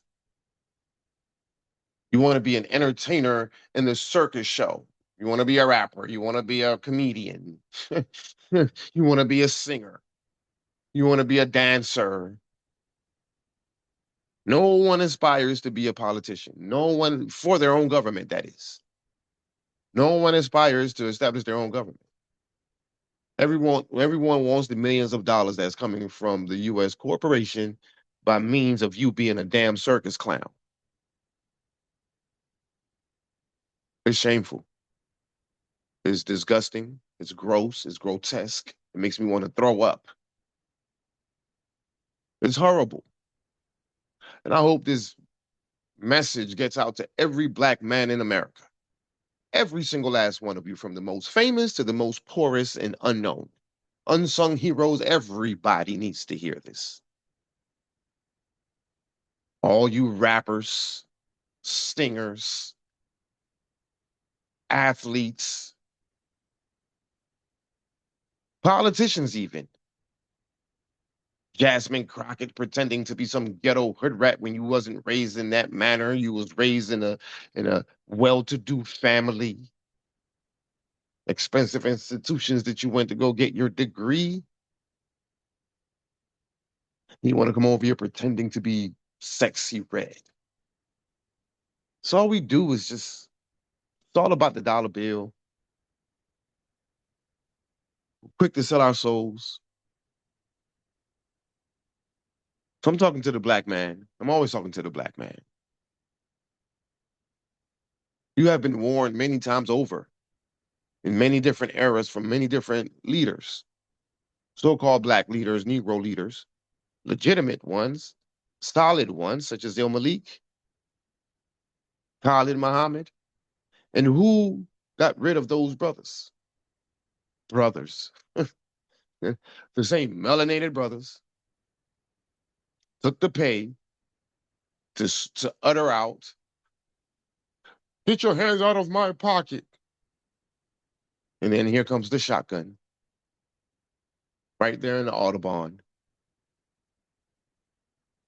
So-called fruit of Islam. FOI. It's you, black man. You disregard Noble Jew Ali and honor Fard Muhammad. Like Noble Jew Ali didn't teach you the Moorish history. Noble Jew Ali says the Asiatics. You say Asiatic black man, Elijah Muhammad. Well, there ain't no other Asiatics. There's only one form of Asiatics. There's no need to add the black man to it. So why are you doing that? It's all on you. It's all on the black man. If the black man wants sovereignty and independence, the black man got to stand up. I don't know what it's gonna take. You got a devil in the office. That's what you say he is. Okay, well, what you gonna do? What you gonna do about it? Allow me to weaponize your negative feelings and emotions about Trump against you. And now I'm gonna question, what are you going to do about it? Other than marching and praying and crying and complaining, what are you going to do? What are the actionable steps for you, black man, to settle this problem on behalf of the women and the children? That's a $1 million question that I pose to the black nation of lost Moors who don't see nothing but themselves as the enemy. This is a great class, Prime. We needed to make clear on the 4 elements of statehood. Permanent population. What are they? I'm freestyling them. Permanent population. Defined territory. Yep. Government and the capacity to enter into relations with other states. So we have to achieve this. This is the next level of our development, black man. In order for you to achieve your sovereignty, your self-respect, for crying out loud, your dignity, your confidence. When, when? When are you going to achieve your dignity again? Self-respect. Because there's nothing respectful about letting some foreign dude control and run you in your own household. Islam. So I just wanted to close out with my statement, and then we'll yield the floor by saying, unity, loyalty, conformity, and obedience is what is going to require. Is what's going to be required. But keep in mind that October 1st, 2025 is Groundhog's Day. It will forever be October 1st, 2025 until my affidavit has been answered to. Period. It's never going to stop. October 1st, 2025 will forever be the date until that affidavit is responded to. And the more we go on without answering that affidavit, the more we go on by showing the world that unity is not part of our makeup anymore, which means decolonization could potentially be a fantasy or a dream. But we're going to continue fighting. We're going to continue fighting until it becomes a reality. And it can become a reality, and it will become a reality. So it's a matter of consolidating and identifying who's who and who's not, and allowing everyone to identify themselves and show themselves as to who they are and who they're not. October 1st, 2025 started the first wave. The second wave, actually. The first phase was when the Constitution came out. Pam, all these people, oh God. It was like holy water was spilt on everybody. Okay, good. We got rid of a bunch of incompetent weirdos. Bye. Never to return again.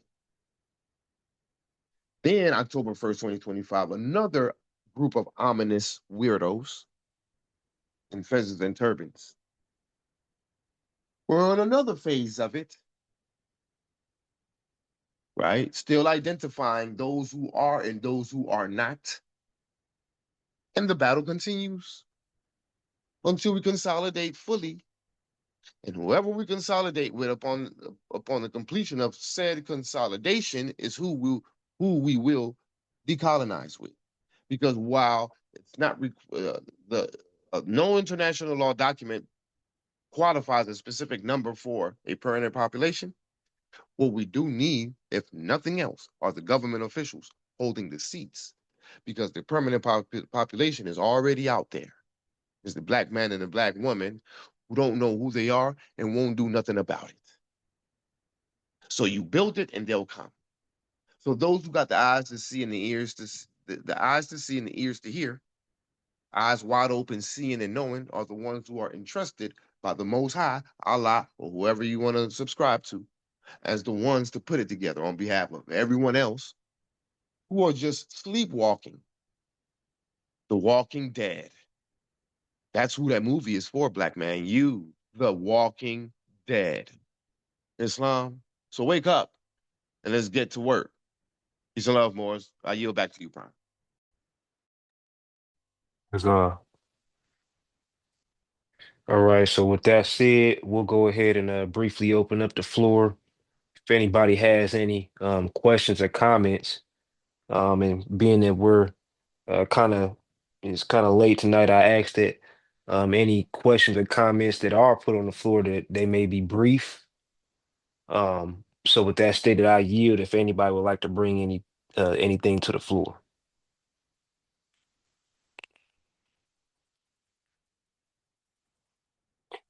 Okay. So since nobody has anything at this moment in time, we'll go ahead and adjourn this meeting here.